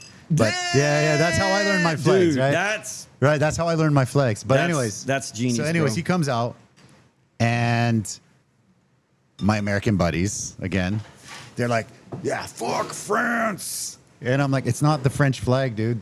And they're just like, "Yeah," and they're like, "Yeah." It was awesome. But the funny thing was, long story short, was in Japan, they're so quiet. They were so like, they're like, "Okay, ding, touch gloves." And then my American friend's like, pussy, fuck you, and I was like, oh, it was crazy. It was so fun. So fun. Yeah. So good. I've learned to kind of like, but it's hard. Good. It's hard. Yeah, you got, no, and then, but one other thing was growing up in Canada, there was no Mexicans where I live. There was us and our cousins.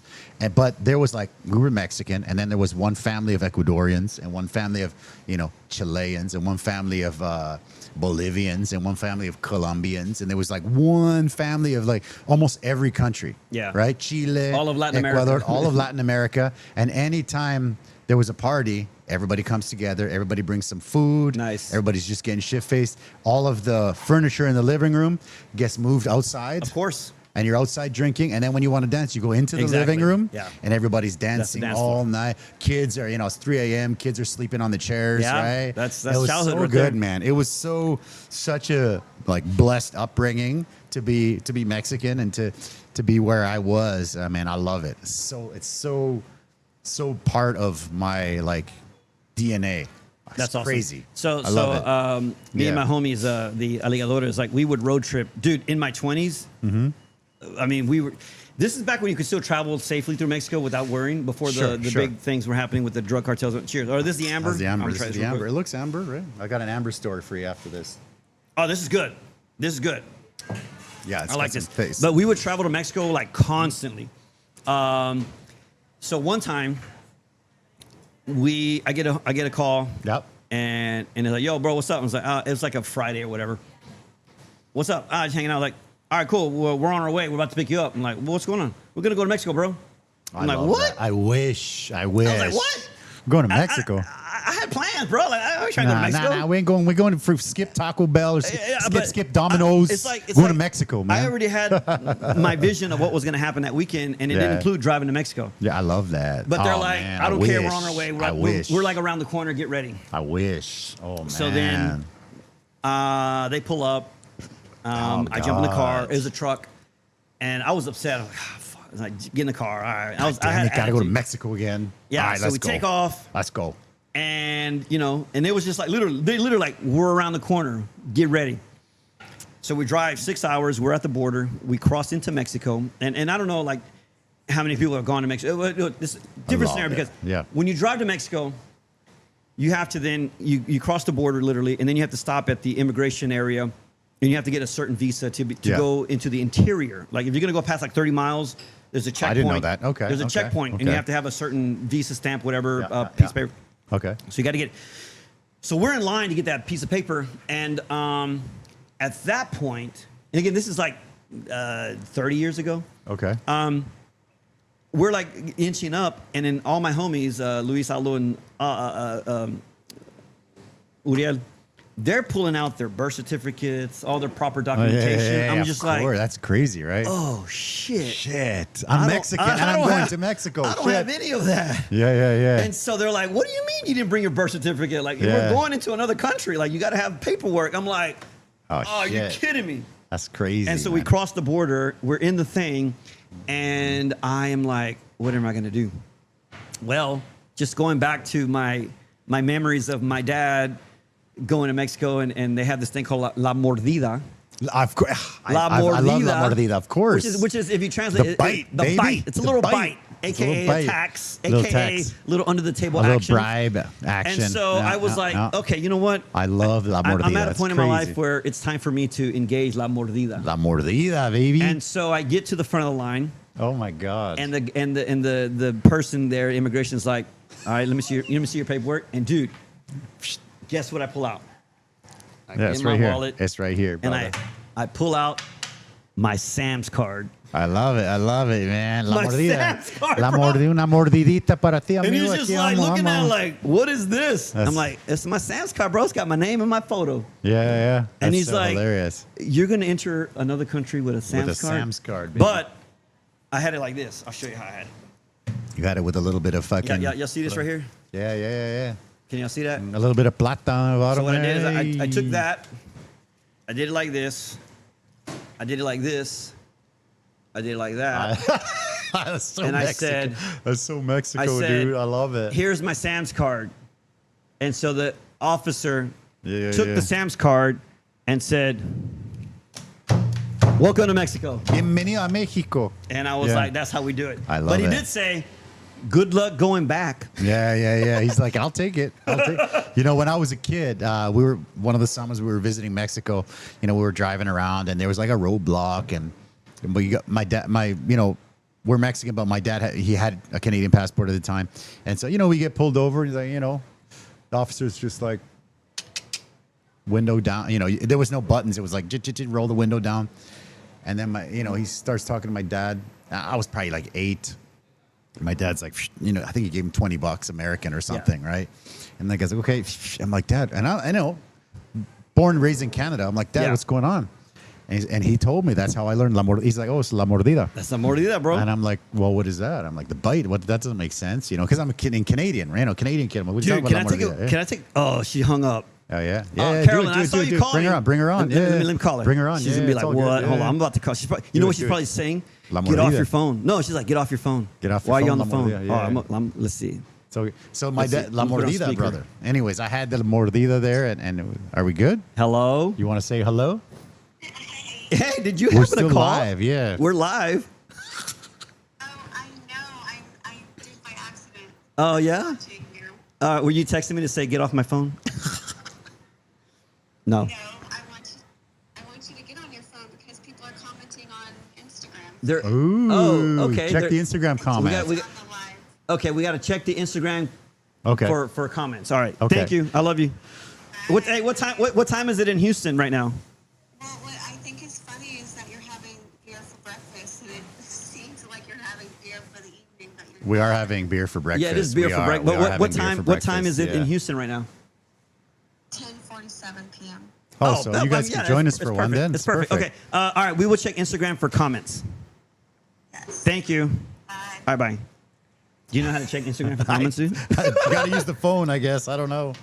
You know. Anyways, again, guys. The mordida. I don't know. Yeah, the YouTube never has issues, but But it does today. But again, we're gonna re-upload this. Okay. La mordida. Anyway, so my dad's like la mordida, and I'm like, okay, well, what is that? And he said, well, you just gotta pay. And I'm like, well, why? He's like, well, you just have to pay. I'm like, well, what happens if you don't pay? He's like, why? You go to jail.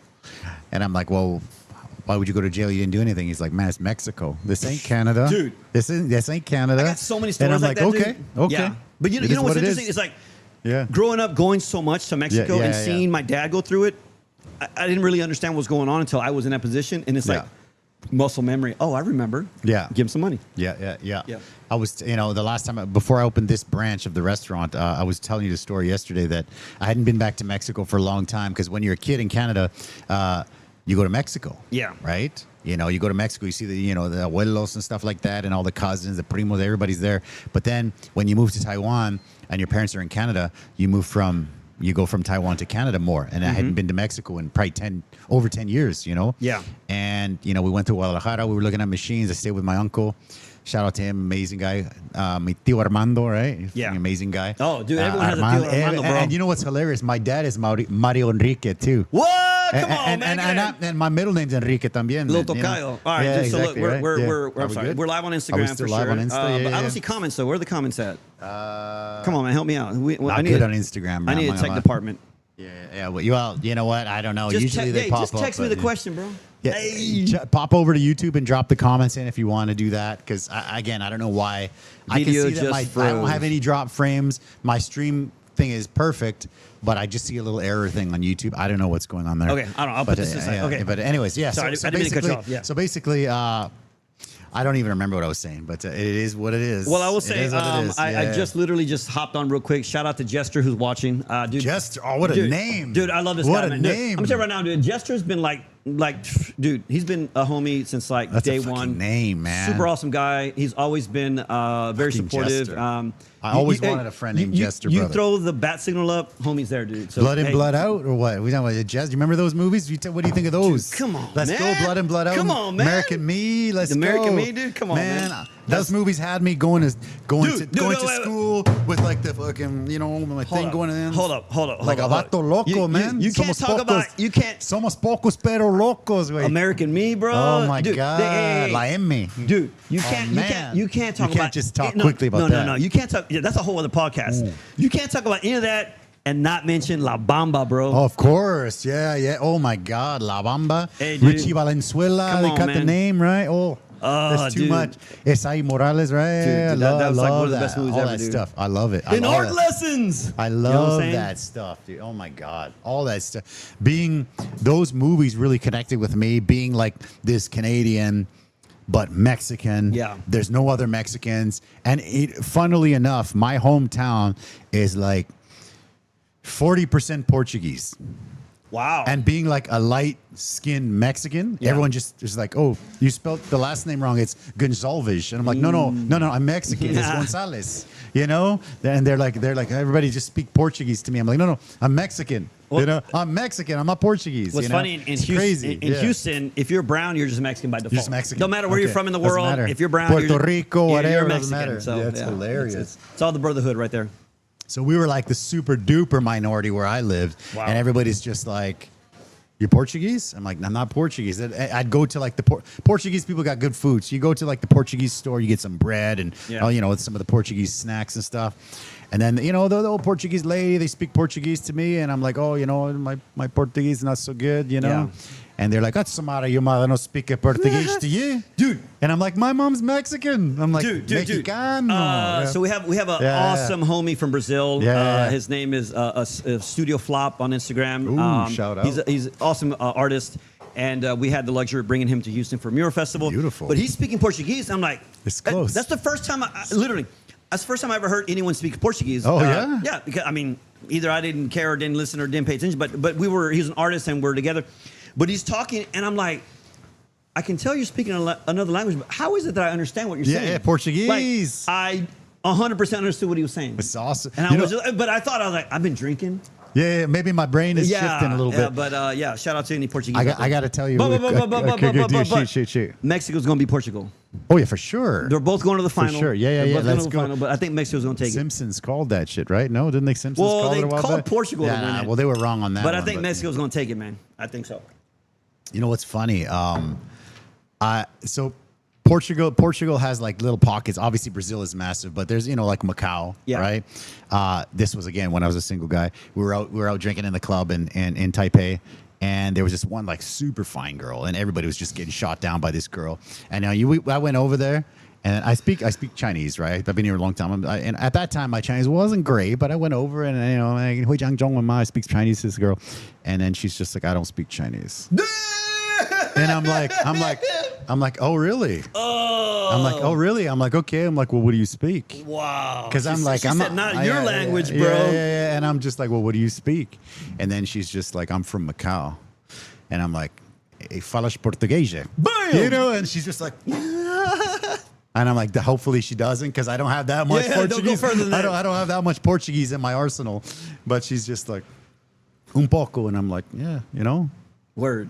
That's what's up. We'll leave it. We'll leave that there. We'll leave that one there. We're gonna cut the Portuguese now, but I was just like, it's kind of like hablas español, falas portuguesa, And she's just like, whoa. I'm like, hey, I'm not your average Joe. Let me tell you. Bye. Shout out to my man, the average there Joe, you go. Awesome. who is not an average Joe. He's a beautiful man. I love him. That's but awesome. It's crazy, man. This place.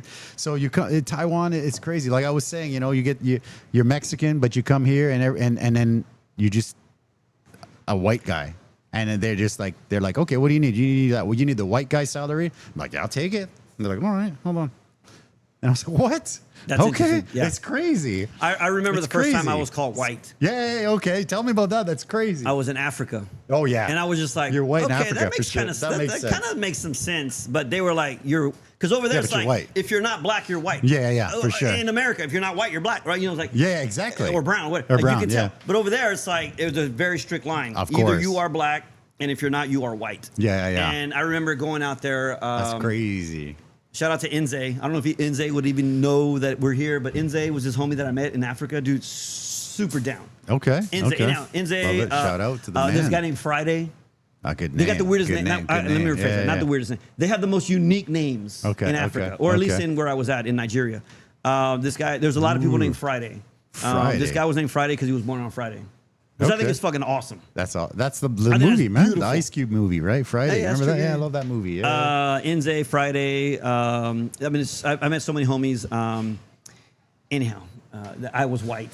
For sure. I tried to explain to them, I'm not white, bro. I'm not white. I'm yeah, Mexican. I know. And they looked at me like, nah, bro. They You're were like, white, they were man. like, look, bro. You ain't black, white. you're white. That's what happened with me here. But then they're like, well, we'll just... You want a better salary? Because I'm like, fuck, I'll take it. I'll take the white privilege for sure, So it's funny being like this Mexican guy who's like fully like fighting against not Canadian, I'm Mexican. I am, Mexican Canadian, but I'm Mexican. I'm raza, But then you come here and they're like, well, do you want to get the money? And I'm all right. Well, I mean, I'll take it. Shit, right? Mm-hmm. It's crazy. It's crazy. Yeah. Taiwan is crazy, brother. It's but you know what? I love it here. I love it. It's a great place. I love it here because even though this is a foreign country to me, I feel so at home here. I feel so at home. I gotta tell you a quick story. So we went and went to this like Taiwanese restaurant, and like Americans, Canadians, they don't eat like the intestines and stuff like that, right? Like the tripas and stuff like that. They don't eat that, right? Yeah. So I went in and I ordered up some food, and I got like this, this bowl, this dish with tripas in it, right? And they're like, oh, how you said, foreigners don't eat that. I'm like, no. Hey. Your typical I'm foreigner. Mexican. I'm Mexican. Give me the intestines. I'll eat them. I love it. Yeah. Give me the cow stomach. We'll make some menudo. I'm not like. It's crazy. I'm like, I have to tell people, I'm like, hey. It's funny because I have this buddy who's also Canadian, but he's like European descent. And this was a long time ago. We go out, to the bar, and we'd be drinking, and girls would come over. I mean, you don't hear the girls come. You don't have to go in. You don't do anything. It's like crazy role reversal. So these girls come over and they start talking, and all you say is you're American or you're Canadian or whatever, and everyone's like, hey, this is great. And my buddy was like, he doesn't want to like reject his culture, and I'm like, okay. But this is not the time. Hey, come on. Because there's some beautiful women here. They want to see you. And so, he would start to like explain, the history of like his parents. Into the nuances. He's going deep. Oh, wow. He's like talking about, he's a good friend of mine. He's talking That's about. like the best aphrodisiac. Yeah. Going he's deep like, into the roots and the culture. But no, like, splitting he's hairs. like, he's like telling her all that stuff. And the girl's like looking at me like, I thought you guys were just like white. I'm like, we are white. We are white. They're like, I'm And out you're of hot. here. They're just like, what? I'm like, dude, just say you're Canadian and you're white. Bait and You're switch. good. You're done. Yeah. Don't say too much, and because I mean, at that time, our Chinese skill was pretty crap. Yeah. This was a long time ago. So you could pull it off. And at that time, their English skill was also not good. I'm like, dude, just say you're Canadian, you're white, in like Flynn, right? Yeah. But he was just like, nah, I can't neglect the culture. I'm like, well, I understand that, but there's a time and place, and you see that beautiful girl there, she liked you, and right now, I think your culture is they're okay with it. That's funny. It was crazy time, man. Are we done? Dude. Okay, let's get a couple more. There we go. Well, my wife is over there, so I'll signal over for. She's a gonna be couple like, more. this better not be MMA, whatever UFC. Oh God, like, yeah, tequila. Don't part turn two. this into That another was night rough. like that. No, I'm excited to be here. Open it, bro. It's really good. Oh, he's probably talking about the tequila, right? It is Luis, right? Is it? Yeah, Dude, yeah. okay, look. Oh shit! I don't know if we need to get. can we We'll have a do. Of course, little shot? I'll go All right. grab some. Okay. We're gonna have a little shot. I don't do this, bro. Tell a story. Then I'll go get. Okay, I'll get I'm the gonna tell a tequila. story. Tell a story. Give Tell me a story. prompt. Give me a prompt. Okay. So, you're getting off the plane. Where? In Taiwan. Where? Oh, in Taiwan, Taipei okay. for the first time, and it's like this is your first. I don't know if it's your first time in Asia, but it's your first time in Taiwan. No. We went to Tokyo. Okay. Okay. So let's just. Okay, first time landing here. First time landing in Taiwan. Yes. Tokyo is different. No, of course. Tokyo's a little bit more polished. Yeah, it is. Taiwan is great because for me, it's that mix of Canada, which is like very polished. Yeah. And Mexico, which is very unpolished. People get mad at me when I say this, but Mexico is very unpolished, but that's beautiful. Oh, dude. The street food Dude, and that's the the night markets. that's the best and part, the bro. abuelas making the food. I'm like, but Taiwan has polish, but it also has that street food, street style vendors. You talk to. So just a quick story. When I speak English, you go into this persona, and when I speak Spanish, it's a completely opposite persona. But my Chinese, Taiwanese persona, it's very close to my Mexican one, because people come You're like, in "Nombre, güey." and you're just like, órale, güey. like you couldn't do, no problem. Sí se puede. Yeah. Otra cerveza. Taipei. Otra cervecita. It's just like, Yeah, it's yeah. very close. That's people love that's that. what I'm learning. That's it. It's I'm very trying to close. learn the slang part. And Yeah. then sometimes people are like, wow, your Chinese You know what? is Hey, so good. It's all right, very look, look. slang. Yeah. Before you get the tequila, I'll go get some tequila. what I learned is gambe. Gambe, yeah, Boom. gambe. Basically means bottoms up. Bottoms up. So Yeah. all right, so you go. I'll tell. You're the story. landing in Taipei, and you're like, wait a minute, is this Asia, Mexico? Like, what Asia, is Mexico, this? dude. Yeah, Asia, yeah. Mexico? Tell the story. So- I'm gonna get tequila. Oh, okay. Luis, so you better so join us, Luis, man. Better join Aldo, us. Uriel, if you guys are still on. And first of all, I appreciate you still being. Look, it's noon here, which means it's probably like at least 11 o'clock in in Houston anyway. And if you're still up watching this, all right, I appreciate that. Actually, anyone in the United States, anyone in Houston, anyone that's watching, it's a different time zone. It's the morning. It's noon for us. Thank you for being up. Homie's gonna get that Fortaleza. I don't really drink tequila, so I'm excited to have it. But over here, there's a gambe, and gambe basically is bottoms up. And when you have a whole round of people, and everyone's pouring the drink, over here they have this thing called gasoline, which is just like, they call it gasoline for a reason. Oh snap! Tell me if that's the right one. I don't know. Yeah, dude, this is the one. That's it. That's get the it. one. Let's get it. Oh, Bam, snap. right there. Fortaleza, no? Anyhow, you do gambe, and it basically means you have to like take the shot, take the whole thing. You have to like bottoms up, and that's a power. It's like a Uno card. You know? For sure. It's like over here, it's all round tables, and it's like anywhere from 8 to 10 to 12 people, and it's usually like shout out to the crazy business Jap who level brought this type for of me. meeting, conversations, shared food, shared drinks, and everyone's pouring. And over here, it's like gambe is kind of like that Uno card where like you drop that gambe and everyone's got to like bottoms up. And after a while, you start seeing the cards falling. Yeah. And it starts to separate the pack. And I think I can hold my own, but yeah, this is we're not going to gambe this though. No, we're not. We're sipping because we're going to sip. We're going to sip this one. Yeah. So just a quick thing. Taiwanese people, when they drink, so there's like the regular, like normal whatever people that kind of just drink casually, but then there's like the Taiwanese guys that I'll ask for a couple small glasses. They have small glasses. Yeah, they're here, tiny. They're like and this they big. shoot Yeah. beer. Yeah. But you cannot shoot beer alone. Exactly. Because they're insulted if you shoot beer without them. Yeah. The first time I came here, they used to have big bottles of Corona, like this size bottle of Corona. Oh my God, dude. And I'm just holding my giant bottle, sipping on it. Oh right? my God, dude. And everyone's like, "Wow, they're insulted." I'm like, "Well, what happened?" I'm like, "This is what we do." And they're like, "You take your big bottle and you pour them like little shots of beer, and then you bullshit." Yeah. And then you take it, and then you slam it, and then everyone fills it up, and you sit there for 10 hours. Yeah. And you're just drinking beer, and it takes a long time to get drunk because they're small glasses. Yeah. But when you're doing it for 10 hours, Yeah. you're getting destroyed. Yeah. And once in a while, you have like an older Taiwanese guy. He'll kind of lean back, and then he'll just like he'll pass out. For an hour. We call that the revitalization chamber. He passes out. Yeah. And then after he gets up, he's drooling. We know that. We know that. Up, and he's like, yep. And then he pours it. And he's like, okay, hey, right? And then just boom. Back in the days, that was called the red Volkswagen Jetta. You go in there, you go to sleep, revitalize, come back out, ready to party. But it's like at the table, dude. They're just like, it's crazy. It's crazy. So, Let's have a sip of Fortaleza. Right. Well, yeah, cheers. Let me know, Luis, if this is the right one. Yeah, I Luis think Aldo, because this Uriel. I'm pretty sure I saw it at his house. Fortaleza, right? Yeah. This got to be the one. So this is from my homie from New York City. He came out here to do a strongman competition, and he asked the tequila store specialty shop, "What's the best? I want to bring my homie the best," and they gave him Fortaleza. Dude, cheers, man. Yeah, I'm gonna sip. We're gonna sip. No. We're definitely sipping this. Okay.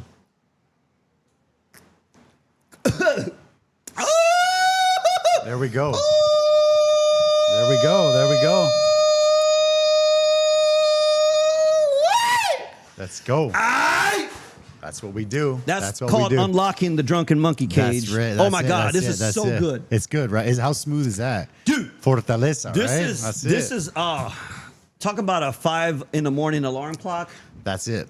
That just woke me up. That's it. I think that woke up the sleeping dragon, bro. Ooh. Ay. We're going to be painting murals all over the restaurant later, man. Shit. Dude, dude, I'm going to come back and we're going to ganzify this restaurant, bro. We're going to I would love to do that. We're going to put some Azteca God up in here. You know what I'm saying? First of all, it's really good. Thank you for the suggestion. Thank you for opening this bottle. Brother. No, this bottle was open, but it's only like, this bottle is like a year old. It's very like, I'll bring it out only for the special stuff. One, I appreciate it. Two, Sure. I will say, people that know me, like, I don't drink liquor. That's not my thing. Because I know why. Yeah, for sure. But I very rarely drink. But when I do, it's with people that that I can hang out and respect with. The reason we don't drink, I think we're like the same guy. The reason we don't drink is because you unlock this like monster, and you're like, I'm the guy who doesn't burn bridges.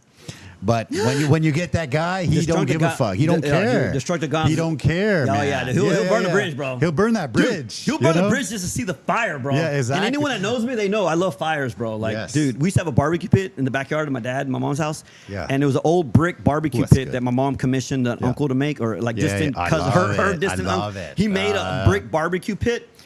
And for me, that was just like the burn pit. Like we would hang out, we'd have some carne asada in the backyard. I got a question And then for you at about that. midnight or so, 1 a.m, it's just like the coals were just like the embers were just like just right, and I'm just like throwing wood in there just to make the fire bigger and bigger. I don't want to cut you off, Uh-oh. but from Luis, remember when we used to go to Don Carlos? Oh yeah. We were the loudest kids in there after the quince of the wedding. Quinceañera. Quinceañera. Quinceañera Oh, or the yeah. wedding. Yeah, quinceañera. Yeah, or the wedding. Yeah. Dude. So I have a daughter. My daughter is almost, my plan is my daughter's birthday is in January, early January. So maybe a Mexico trip, quinceañera sort of thing in January, sort of December, January. Has she ever been to Mexico? She has never been. Dude. Imagine, if I bring her there for the quinceañera for the first, because it's the so trip alone it's so is expensive from here. The That's trip the problem. alone is the quinceañera. Yeah. The Okay. experience. Okay. Yeah. So my sister Griselda, if you're still watching, shout out. She and her family. I have nieces and nephews. They took them to Mexico for the first time. Okay. Like right, they're born in America. They're Mexican descent. Never been to Mexico. Okay. Oh, really? They took them out there for the first time. They were older too. Yeah. Okay. Teens. Oh, yeah. Yeah. And when they got back, I asked them. I was like, "Do you feel different now that you come? Like when you go to the motherland, there's something about being there that connects with something that's so deep inside of you Yep. that you cannot come back not affected by it. And I think if you take your daughter there for her quince, that's going to be an experience that she's going to remember, and also she's going to come back with this other, because she's here, she has her roots here. She's well connected with it. She understands it. She knows it. But there's probably a part of her that's missing, or she doesn't understand, But when she gets there, it's going to connect. It's going to lock, and then she's going to be like, "That's what I've been thinking. That's what I'm talking about." I agree. Luis, absolutely the right one. Hey, super hard to find. Shout out to the crazy Jap. This guy brought me the right stuff, man. Is that him? That's the what? Yes. Yeah. He's saying Thank that. you for bringing that. Otherwise, I wouldn't be drinking it. Yeah, And we have yeah. Jester. He's on Instagram now. H-Town. That gasoline is disgusting. Yes, Jester, you had the gasoline. I love it. I love the name Jester. I've always wanted a friend named Jester, brother. From Blood and Blood, oh man. Yeah. Somos pocos, pero locos, Pero güey. locos, Yeah. güey. Pero Yeah. loco. Yeah, I Jester's love it. cool, I man. love it, I man. appreciate love him. it. I Good know name. it's late. I know Good it's name. late in Houston. know. I Pro- appreciate him hanging out. And I man. appreciate. I apologize. I don't know what's up with YouTube. It's usually good. You know Switch what? over to Instagram. Come to Instagram. But I'm come to Instagram. But also I will upload later. Instagram's But yeah, where it's brother, at, man. Come on. Instagram's where it's at. Exactly. Yeah, beer. Oh, I love it. And yeah, so over here it's like when I first came. Yeah. Leo would do. First of all, Leo Yao is the best host you will find. Introduce me. Who is this Leo Yao Dude, guy? I'm tell about me to bring about him. Leo. Let's get Leo on the show. We're gonna come here. Oh, dude, Get Leo on the show. No. Leo, we're gonna put you on the Leo. show, bro. Yeah. So Leo is like, I don't even know how to describe him, but he is Uncle Leo. Uncle Leo. We call him Leo 25/8. 25/8. Okay. Because he works 25 hours a day, 8 days a week. Okay. The I know a dude little is bit about on that. fire, bro. Yeah, okay. Okay, here's a fun fact. He is actually the catalyst for EVA Air coming to Houston. Oh shit! I saw that. That's very. So yeah, what okay, happened okay. is, and I'll let Leo tell a story, but I'll Sure, give you the sure, short. sure. Essentially, EVA Air was coming to America, and they were like, not working, I don't know. Leo's like, bro, you got to come to Houston, bro. Like, you got to come to Houston. They're like, we don't know about that. And he kept selling him, you have to come to Houston. And I let him tell that story, but essentially, he convinced him to do a flight nonstop from Taipei to Houston. They did the first flight.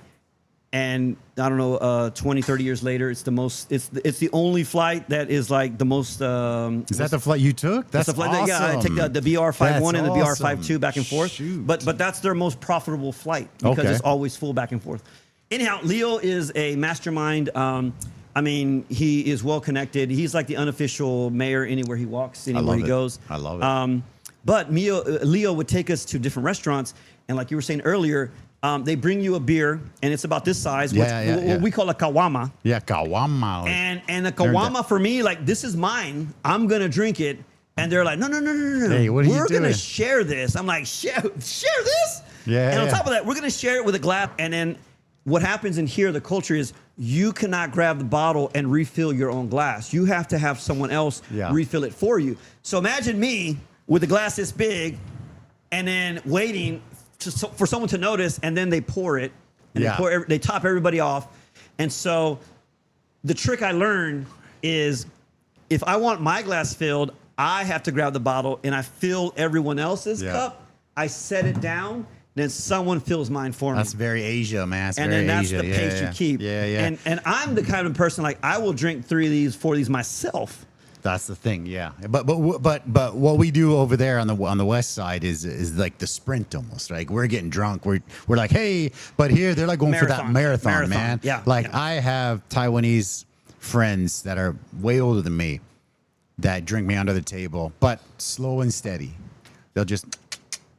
And we keep chatting and we're bullshitting, man. But it's like a marathon, 8-hour marathon of just like shooting beer all day. It's and you're like, it's crazy. Yeah, the turtle wins the race, bro. For sure it does. Yeah, for sure. All right, for so sure. Louis said this is the right one. That's the right one. So that's the right one. Super Thank hard you, to find. Thank you. Yeah. I mean, it's crazy that he brought it up and you had it. That's my that's guy. How you know it's a Mexican That's restaurant. the real bro. one. That's the one, man. And again, shout out to my guy, man. He brought that out. He went into like a specialty, like tequila shop in New York, and they recommended that. Wow. And he's like, okay, I'll take it. What's interesting is It's my guy, what man. I love is this is the subtlety of like design. I love it. Is that beautiful, this? right? I don't know how well you can see it. Is an agave. Yeah. Like they make tequila out of an agave, which is a big cactus. Yeah. And they trim all the. They're not petals. They trim all the arms. I don't know, leaves. And it ends up looking like this. Yeah. Which is kind of clever. That's cool. And the only reason I know that fun fact is I actually just did. I designed a bottle, a label for a bottle. That's awesome. Yeah, there's dude. a homie in Shit. Houston who is starting. He has a tequila thing, Distillery farm, or whatever. farm, yeah, farm Okay. in Mexico. Okay. And he's going to start bringing it to the United States. Nice. And okay, that's great. Yeah. Tequila and mezcal are popping off in the States, no? Aren't they? I mean, there's a whole think? culture there. Yeah. Again, I'm not the most versed in this culture, but Me neither. It Yeah. exists. Definitely in Houston. Me neither. Yeah, but I mean, I love it. That's good stuff. Okay, bro. so like I don't know Where are we who's at? still on. Yeah. Especially It's if getting it's late, looking up. Yeah, but- we should probably call it. Yeah, No, yeah. call it. No, What's that? we're not calling it. No, we're not This ain't calling no it. last call. I was gonna All say. right. I thought we were calling it. It would be Okay. awesome just to like I don't know. I'd love the way to like just like say thank you to all the people that are just tuning in. Yeah. So here's what I'm gonna do. All right. All right. What are we doing? I don't what know are if we I should doing? do this. What are we doing? I don't know. Carolyn's probably gonna hate me. Uh-oh. He's promising a trip for him and his wife to come back here. That's the promise. How I about think. this? Let's If you're go. still on, okay, we're gonna timestamp this. So it's 12:14 Yeah. here in the afternoon. Taipei time. Yep. July 3rd, Yep. which means it's like 11 o'clock in Houston. I have no Oh, you idea. don't even dude. know. I'm from BC, brother. Okay, so I'm it- like 2 hours from Alaska, It's bro. goddamn, bro. That's a whole other podcast. It might man. be like 11. I think Houston's an hour behind the day before, so Okay. it might be 11 o'clock July know. 2nd. Anyhow, look, if you're still on, find me on Instagram right now, Gonzo247, Gonzo247. Send me a message right now. If you're watching this a week from now, it's not gonna work. Okay. Send a message right now and be like, yo, Gonzo, I'm watching right now, and then give me the time. Yep. And then what I'm gonna do is I'm gonna mail you something. Wow. I'm gonna mail you something. Wow. It could be a fingernail. I love it. It could be a Could be a hair. A hair, It yeah. could be a receipt. unique hair. Could be a receipt. Okay. Sounds It good. could be. You're getting that Gonzo. It's gonna be that something. Gonzo, that It's gonna have Gonzo DNA something, on yeah. it. Okay, DNA. Yeah. Okay. But no, send me a message. Be like, yo, man. I just want to say thank you. I mean, you don't have to be watching this live right now, but you are, and you're staying tuned, and I appreciate Yeah. that. And I can't say how much I thank you for doing that. So I'm going to reward you by giving you something in the mail. DM me, give me the timestamp, and then we can talk about your address, and then I'll send you something cool. It won't be disgusting. That's marketing 101, baby. That's the Bam, man, bro. right? Come on, hey, that's the hey, man. hey, that's beautiful. Why are you pulling the curtain? No, that's beautiful. Why are you pulling the curtain back, no, bro? because this here, I'm a restaurant guy. Yeah. And I'm always talking about learning marketing and learning stuff and learning how to take care of people and learning how to do everything. And this is, I read books on this shit 24/7. I love it, brother. Man, dude, you gotta just do it from the heart and from the street, bro. And I interview entrepreneurs and I interview CEOs. And I'm checking my messages, and I interview bro. the homie's homie. You know, I love it. I love it. I'm a real time check my message. I love it. Let's see. My phone's acting crazy. I love it. Yeah. Watching now, bro. My boy Merge. Yo. Okay, Merge, dude. You got something coming in the mail, dude, brother. I could talk like years from now. Not years. I could talk for years. Merge. Okay, Merge is watching. What's up, Merge? Like, watching now, bro. It's 11:15 p.m. The day before. Okay. So we're in the future. Just so you know, we live in the future out here in Taipei. We're in the future. Just, I never know if I'm Marty or if I'm Doc. Yeah. But I'm in the future. 1.21 gigawatts. Exactly, bro. You know? And for me, gigawatts is like the amount of drink that you have in you. You know what? So Merge, he's watching. Thank you, Merge. I mean, he's my homie from day one. So I mean, I can just meet him in person. I don't have to mail anything. But we can talk about Merge in a minute. What's up, Merge? But that dude, when we first started graffiti writing in Houston, like that was dude. It was me and Merge. Merge 360 and I started the UPC, the Underground Production Crew, and we were like one of the. Yeah, bro. And we were like one of the, I mean, I don't want to say premier, but we were one of the first or the top, those are the wrong words to use. We were one of the crews that was really pushing the boundaries for graffiti in city, in Houston.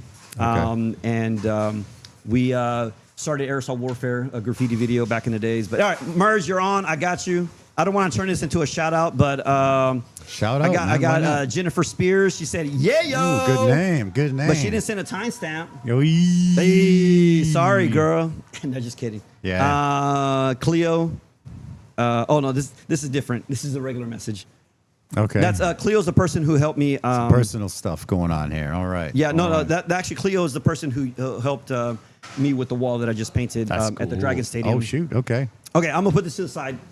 Thank you for anyhow. Sorry, I'm getting sidetracked. We got some cool. It's the video apparently is choppy on YouTube. Sorry guys. Jump over to Instagram and I will re-upload it. That's my boy Vito, fucking Vito, man. That guy, man. I'll tell you about Vito. So this guy, Italian American guy. And his name is Guido? And name is Vito. Oh, Vito. Like Don Corleone, Vito. Right? This guy's the best. Not Guido. I was like, what? Vito. So this guy, married Taiwanese, and so my in-laws, they're very chill. They don't really drink, but his in-laws are the ones that are like, hey, you speak Chinese, you go in there and it's a day. It's right off the day and the next day. Nice. Because you're sitting there, you're drinking. It's a great time. That's awesome. I hope they come up for the summer. I love this guy. He's one of my best friends, man. Fucking the Don Vito, man. I love that guy. Oh man, there's just too many cool things to talk about. All right, can I ask a favor? Shoot. Can I have a beer? Of course. Because I hold on here. You want to hear some Rita, 可以帮我一下吗？可以给我两瓶 Corona。可以给我两瓶吗？哦，谢谢。Yeah, the problem is we got. Remember, I told you the AC's busted, so we got AC guy fixing stuff. Dude, I'm from Houston. We got people. We got people coming in. So, asking for business cards. So for those that don't know, what is this place? We're set up live inside the restaurant. Yeah. Like we are literally like in the restaurant, in the corner. The door's right there. It's right there. And there's people literally walking in, like, "Are y'all guys open? Do you have a business?" But I think this is awesome, dude. So I live in I describe my life as like a Mexican Canadian guy who's married to a Taiwanese, has a little girl, has a Mexican restaurant in Taipei. My life is like I live in a tornado. It's just like every day is just, this guy's quitting. This guy wants more money. These guys want a private party. These guys are looking for a business card. This guy is fixing the air conditioner. I'm trying to drink some Fortaleza with my homie over here. We're on 2 hours now, 2 hours and 14 minutes. 2 hours? My God. My life is just this tornado of like, fuck it, let's just keep going. Welcome that's to crazy. The world of being self-employed. That's it, right? Yeah. And I have people that are like, hey, look, they try to retire. Like, I'm going to retire and then I'm going to open a restaurant. I'm like, man, that is 100 times more work than your actual job. I'll say this. It's crazy. Shout out to anyone that has a job that comes with a steady paycheck every 2 weeks, that comes with health insurance, that comes with vacation, that comes with holiday. That's amazing. Yeah. being self-employed and just like It's awesome. It's just crazy. There's a lot of freedom that comes with that, but there's a lot of things that you have to really struggle through. Yeah. Oh God. Yeah. And part of it's like, AC broke. Oh well, like I got to figure it out. I got to fix it. Yeah. Dude's got to fix it. We got a private. We've got a 4th of July American party tonight, and like there's just. And one of the requests was we need red Solo cups, and I'm like, all right, I'll make it happen. I got to make it happen. Do you understand that? Of course I do. I'm still you're Canadian, in Taiwan, bro. and there's an okay. So if you're watching this later, this is July. Oh my God, this is July 3rd. It's going to be July 4th. They're celebrating America's 250th birthday. And there's a group of people that are having an American 4th of July party, and they're requesting red Solo cups. Dude, how can I come to this party tonight, dude? And you know what? Just come. And you know what else? As the Mexican, Canadian, Western white restaurant owner, you know what we say? Yep. Yeah. You guys, yep. I got it. I got you. You said get her done. What do you want to do? You want to sing karaoke? Guess what? I got it. Oh my God, you dude. know? I have this little arcade system that I built. That I didn't build personally, but I had a guy, set it up for me. And you know what? We got Street Fighter 2. We got 4-player Ninja Turtle arcade on there. Dude, and you know awesome. what? We turn it on. Let's go. What do you need? That's awesome. It's like, what do you need? You need a host. Everyone's shy. Okay, I'll bust out some Sinatra, some Backstreet Boys, some Luis Miguel, and I'll get everything moving. And then everybody else can sing. Dude, you have to. It's just this crazy. You're this crazy, you're like this clown with like all this stuff. And you're like, what, red Solo cups? Hold on, let me grab another ball. And that's what you do. I can only imagine, dude. Yeah. It's crazy. Yeah. And you're like, yep, red Solo cups, got it. That's awesome.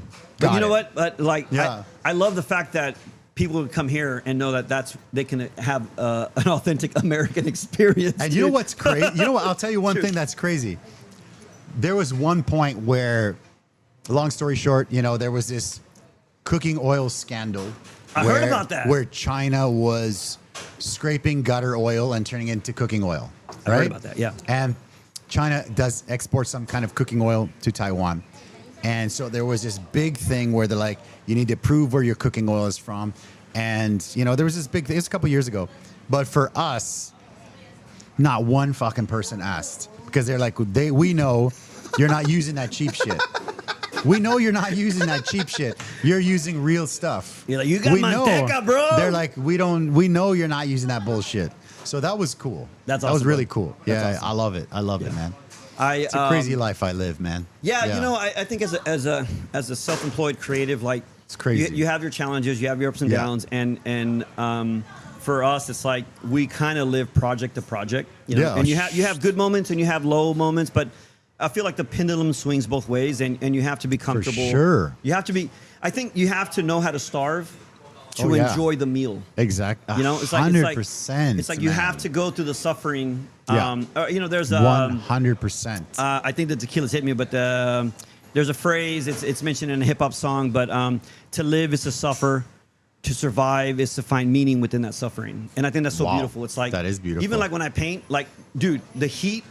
Oh yeah, we have heat in Houston, but like the heat on this project was like insane. But it's like you have to suffer for your art. It's like if I have the perfect conditions, it's more like give me the heat, give me the rain, give me the and through that suffering is going to render like you're literally putting your all into this piece. I 100% relate to that. A lot of people would say when they come to eat, they're like, oh, this or that or what the other doesn't taste authentic. And I'm like, because there's no ingredients. We use what we have here. Yeah. There's no tomatillos, for example. Right. Yeah. But the green salsa, we contact the vegetable guy. There's a strain of tomatoes here that when they're very unripe, they're green. Yeah. Right? Yeah. And when they ripen up, that's when people use them, and then they become like reddish orange. But we get them when they're very green and sour, and we use those for our like tomatillo salsa. Dude, I'm telling you, I had it yesterday, legit, bro. And people are like, well, it doesn't taste 100%. I'm like, well, because there's no tomatillos here. Dude. There's nothing here. I got it. Yeah, there's nothing here. It's like, it's like, here's a good one. it's a poor craftsman who blames his tools. Yeah, And it's I like it. People are like, oh, it didn't happen because of that, or I couldn't do that because I didn't have this. And it's like, no. If you're creative, you can figure it out. Like I was saying earlier, Cleo and Jaro, they needed a ladder. They fucking built it. They built it. Yeah. It's like, and what do I have available? I'm gonna build this ladder. Yeah. I'm not gonna cry and I'm gonna say I can't reach that because I don't have the ladder. You build it with what you have available, and I thought that was so beautiful. And one other thing is, I have to also shout out to my wife, because my wife is very. You have to, man. She's like, we're in Asia, right? So she's like the we're like the yin and yang, right? Oh, and dude. because she. What would be the equivalent of yin and yang in Mexico, dude? Papas I y don't huevo? know. Papas y huevo. I don't know. What is that, dude? I don't know. Beans and rice, maybe. and rice, Beans bro. and rice, Dude, right? literally beans and rice, bro. Beans and rice, you know. Beans and rice. Beans and rice, you know. Oh, I love it. But it's crazy because, like, people will come and be like, "I love this place. I want to book it out." Beautiful. And then I'm like, okay, you know, because there's two kinds of people that are like that. One, they're like, they want to book you out for McDonald's prices. And I'm like, I can't do it. Right? And then there's the other people that are like, money is no expense. We just want the experience. And I'm like, okay, what's the budget? This is my budget. I'm okay. I just say, okay. Yeah. And they're like, okay, well, what do we got to do? I'm like, don't worry about it. I will give you a list of things we need to take care of. But that's it. We take care of it. But my wife will be like, she has 10 million questions. Yeah. And I'm like, number one, we make it happen. We take care. We pay in everybody. We're taking care of everybody. I will make it happen. Yeah. It doesn't matter what it takes. Right. I'll do it. Yeah. And she will be like, well, you know, I got to kind of, well, you know, what about this and that? I'm like, hey, it doesn't matter. They got the budget. Let's figure it. We got some Instagram stuff. Okay, so all right, so Griselda Lindstrom, I'm up. It's 12:18. Send my package. Hey, package. Keyword. And who's this? This is Chris Lindstrom. He's saying mail order. He's asking if I can do a mail order bride. It's 11:20, and he wants me to mail him a bride. Hold up. Come to Taiwan. Well, tell me about you. Come to Taiwan. I'll hook you up. Okay, Chris Lindstrom. In Taiwan, the women are gorgeous. And you got to come to Eddy's Cantina. Come here. I'll hook you up. He's going to hook you up. If you're looking for I'll take care love of it in all. all the wrong places, he can probably point you in the right direction. Dude, you know what I love? Hola. Dude, people are coming in, bro. I'm sure you know, probably hear it in the background. I gotta go. But this is a crazy. restaurant. My life is just a whirlwind. It's popping. My life is a whirlwind of just crazy. And that's just where I live. You know, when you see that meme of like this dude who's just sitting there eating his meal, it's fucking raining on him. There's tanks rolling behind him. Like there's fucking explosions in the background. And he's just sitting there. He's just doing what he's got to do. That's basically my life. Dude, I'm seeing it right now. Dude, look at this. Look at this shit. There's a guy straddling the bunk chairs. Exactly. The booth chairs. Yeah. And he's up in the air. Yeah. He's fixing the air conditioner. There's a lady doing a selfie. She's doing a selfie video. Yeah. It's probably an influencer type person doing content. Yeah. She's doing selfie. Tag Eddy live show. She might have me in the background. Yeah. There's a podcast live. Yeah. And then we have some other random people. Yeah. These guys are trying to fix some broken stuff. This is awesome, bro. But you know what? My life is nuts. This dude. is like this nuts. This brother. is what you got to do, bro. I know. Like I understand this chaos. I thrive in the chaos. I but, know. Me too. But I live there. respect what you're doing here. Like you got this going on. You live in chaos. And you have all that no one else. That's no the one thing. sees it. No one's seen all this. Yeah.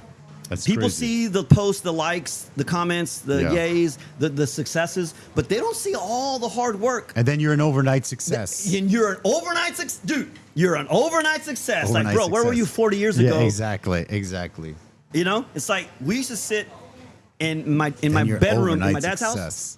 And we would set up 2 VCRs over here, 1 VCR over here, a computer in the center, which was like even rare that we had this computer.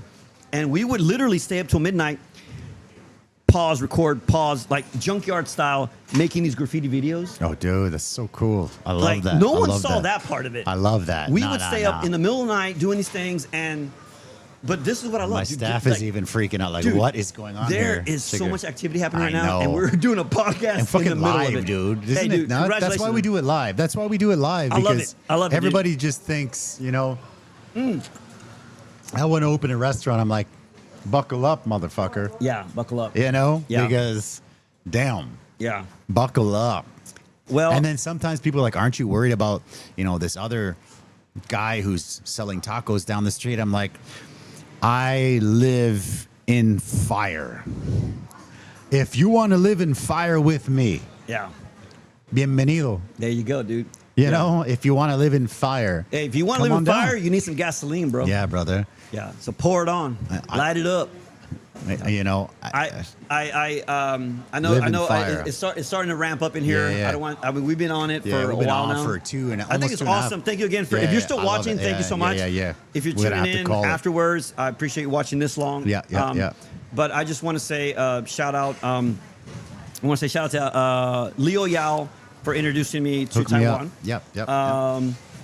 Adam and Melody of Epnex here. It's a company here in Taiwan who helped negotiate and spearhead the project I'm doing right now at the baseball stadium. I'm here doing a mural that's celebrating Freedom 250, America's 250th birthday. Oh, man. It's at the stadium. You want to keep love going, bro? I love man. We gotta keep going, bro. UFC had the big White House car. I'm a big UFC fan. I know people oh God, here's a story for you. I'm a huge UFC. Hey, you know what? We're Okay, we'll go a few more minutes. We're signing out, but we're signing in, bro. Give me 5 more minutes. Give me 5 more minutes. Dude, 5's gonna turn into 10, Okay, bro. so that's the Mexican Hey, goodbye. That's how to make. That's the Mexican goodbye. Yeah, right? yeah. When everybody la despedida, when they're like, okay, we gotta go. 2 hours later, they're still drinking, right? You gotta make a dime out of a nickel, bro. You know, you have to. Yeah. You gotta make $1 out of 15 cents, Yeah, right? bro. Right? Yeah, dude. Right? All right, so 5 minutes. Let's see. Okay. Let's see how, hey, set your timers. Let's see how long 5 minutes lasts in the Mexican goodbye. So basically, I have. Oh my God. Let's do it. All right, Okay, go ahead, so- Shit, I lost my train of thought. Oh, but okay. Oh, shit. Hold on. Let me bring it back for a sec. What were we talking about? Give me 1 sec here. That train of thought is gone. I had too many beers, maybe, and the Fortaleza is kicking in here. We were talking about. Oh, dude, I wish we We're could just both rewind spacing. it. Yeah, We we're were both talking about. spacing. We were about to head out. I was saying shout outs. I was doing my shout outs. Yeah. Oh, 4th of July. UFC. UFC, House. White House. Okay, here we go. So I show all the UFC. I love UFC. I mean, I've never seen one. There's this big UFC. People freak. They don't like it because Dana's friends with Trump. Right? A lot of people hate that because Dana's friends with Trump. Yeah. I've been watching UFC since I was in fucking high Before school. Trump. Since before Dana. Oh shit. You There know, go. like I've been watching since for a long time. And so there's this UFC group, and there's this one white dude. He goes in there. I'm listening. And I'm listening. And he's just like, you gotta boycott UFC. And then I'm like, I don't respond usually to this kind of thing, but I'm like, what are you talking about? I can't watch what I want to watch because you said I want to watch the fights. I want to watch Mexico. I want to watch Conor McGregor. I want to watch the fights. Why not? And he's like, well, because, Dana and Trump. And then I said, do you want to know why Dana is friends with Trump? And then he's just like, no, because blah, blah, blah. And because whatever, politics, whatever. And I said, when Dana bought the UFC and they were trying to get into venues, nobody gave a shit. But Dana, somehow connected with Trump. And Trump's like, okay, you know what? Nobody's letting you into venues. You can use my venues. Mm-hmm. So he scratched his back. He's like, okay, boom. And now UFC's massive, right? And then so I guess I'm not a politics guy, but when Trump was, doing his thing, he's like, hey, maybe you can come and talk because, we're homeboys. Yeah. They're homies. That's it. Long story short, they're homies, right?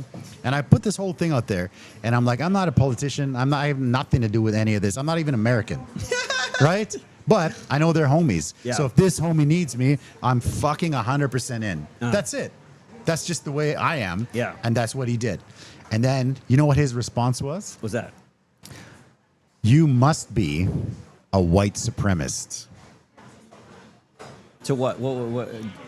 Because I said that I like... Oh, to you. To me. Oh. I'm a white supremacist. You are? I'm fucking Mexican. I didn't know we could be white supremacists. What the... I'm a Mexican who was born in Canada, who's married to an Asian, who lives in Taiwan, and has a little girl who's mixed. Like, what are you talking about? Like, where did this come from? So, anyways, it was crazy. Mm-hmm. This was crazy for me. But politics just makes people crazy. And that's why I don't get involved. I'm not interested, right? Yeah. I want to watch the games. I want to watch the fights. That's it. When Canelo fights, I don't have any idea what his political views are. I don't care. I just want to watch him fight. That's it. Yeah. It's crazy. Yeah. This world is crazy. I mean, I don't know. That's what I love about the World Cup. Yeah, It brings people together. I love it. For love of the game, Yeah. and it brings the best out of people. Cheers. Salud. Salud. Salud. Salud. Yeah. Man. How do we do on our 5 minutes? Oh, Are we way over? I looked at the phone, but I didn't even look at the time. Okay. I was just kind of like, it was. You're like, yeah. That's crazy. Well, yeah, so we live in chaos, and we should probably call it because I Okay. probably have to pack it up. But Yeah, for sure. Man, it's so awesome to have you here. It's so awesome to meet you. I can't wait to get you back here with your wife and come back to Taiwan. She normally comes with me. Yeah. Okay. Every time we come, Carolyn comes with me. I think this is the first trip, actually, that she didn't come with me. Okay. This was a short trip. It's only like 7 or 8 days. Okay. And you went and you came here to paint a mural in the dragons. Is that public knowledge yet or no? So actually today, You just released something, right? Actually, so like Yeah. it's 12:30 right now. At 4 o'clock, we officially release all the visuals. But essentially, I was brought here by Adam and Melody from Epnex, Yeah.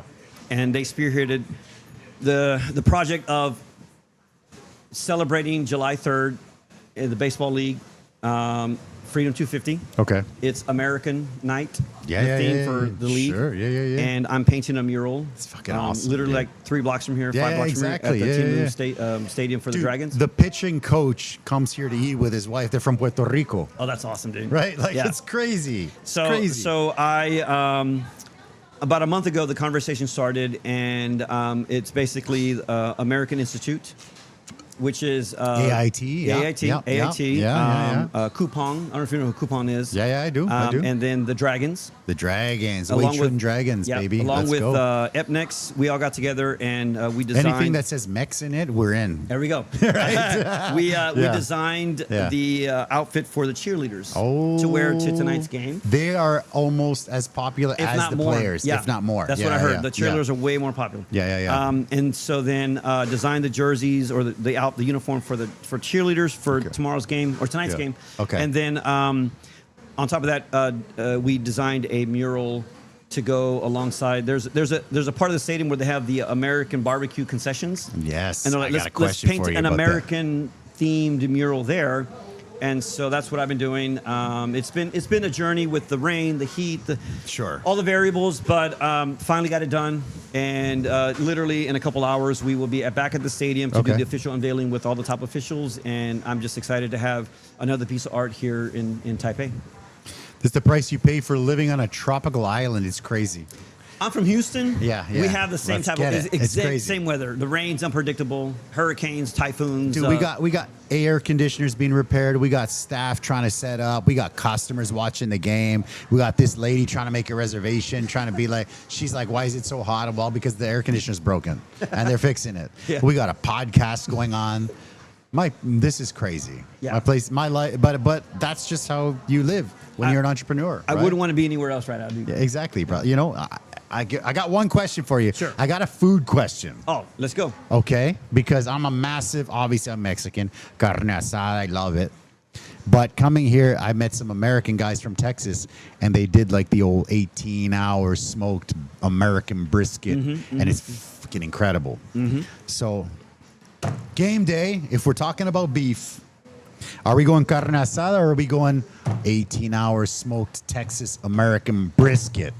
You talking about when Mexico plays? Yeah. Oh wow. Anytime. Just any. If Mexico plays, we're going asada, of course. Yeah. That's of course. a no-brainer. But I'm talking about like a normal day, like what's for dinner, I mean, because they're both so good. Yeah. Look, it depends, because like you have to be up like at 11 o'clock at night and start cooking that brisket. I don't want to cook it. Hold on, I mean, I've done it. I've well, done yeah, it. that's what I'm saying. It's like if you're gonna cook it and you want to be out there and you want to tend to the brisket and you want to rotate it and you want to, by all means, you do it. I want to eat it. You know It's what I love? crazy. What's that? The camaraderie around a barbecue pit. Oh yeah. When you get the homies together and you're doing the carne asada, Oh, it's not yeah. just you show up for tacos. You know what happens? 5 hours before, Yeah. the homies show up. I love They it. bring the beer. It's a fucking They're hanging answer. out. We're chopping up the meat. Yeah, They're doing yeah. the fajitas. You're chopping up the onions, the cilantro. Ándale, hijo, ven. Prueba esto. There's an entire Yeah, process, yeah. and like it's like Yeah. it's almost it's like a procession, right? Like you have this thing. It's so good. And then that's before you even get to the grill. And then when you have the coals are so hot, the grill is so hot, and you throw that meat, and it sticks to the grill. Yeah, you're right. And then all the homies are hanging around, and it's all that conversation that's happening. Yeah, man. Like that to me is as important as the meal. As the final product. It is getting to that point because by the time you're serving up the tacos, you've had 6 hours of like all this camaraderie, and this is like the final taste of like the victory. I love it. When you do a brisket, usually it's a couple homies, you're having some beer, some whiskey, you're rotating the thing. Yeah. And that's about it. Okay, in my opinion. okay, Don't get me wrong. But there's probably okay, someone out there's like, nah, bro, you don't know. You never cooked. yeah, You never okay, cooked a brisket. okay, You know what I have okay, cooked? okay, yeah. A cabrito in the ground, bro. Dig a hole. Dig a hole, build a fire, throw a cabrito in there, bury it. That's it. Like I've done that. man. But But I gotta say that's an answer right there, and I'll even raise it one even Mexican level, one more to tamales, making the tamales with the family at Christmas time. That is tradition. That's crazy. That's tradition. Tamales. People are like, we do tamales once in a while here, but people are like, why don't you have it on the menu? I'm like, because it's so much work. Yeah, that's a full-time. You need 2-3 people full-time wrapping that shit for it to be done properly. Yeah, it's full-time gig. It's a process. It's crazy. But you know, it's tradition, it's family, and again, it's like it takes a village. Everyone came together to make the tamales, and it's not just about making them. It's all the conversations and the family and the time put together into it. It's the love. Yeah, I love it. You put the love so into good. the food. That's why I they're so love good. that. Yeah, it's so good. It's so good. So I guess that's it, right? Brother, we got to call it, man. Yeah, we got to call it. Yeah. Man, dude. Like I said, apologies. I don't know why the fuck the live stream. I mean, I'm not dropping any frames. My bit rate is perfect. It looks shit though. So I'm gonna upload it. Give me like 10 minutes and I'll re-upload this right now.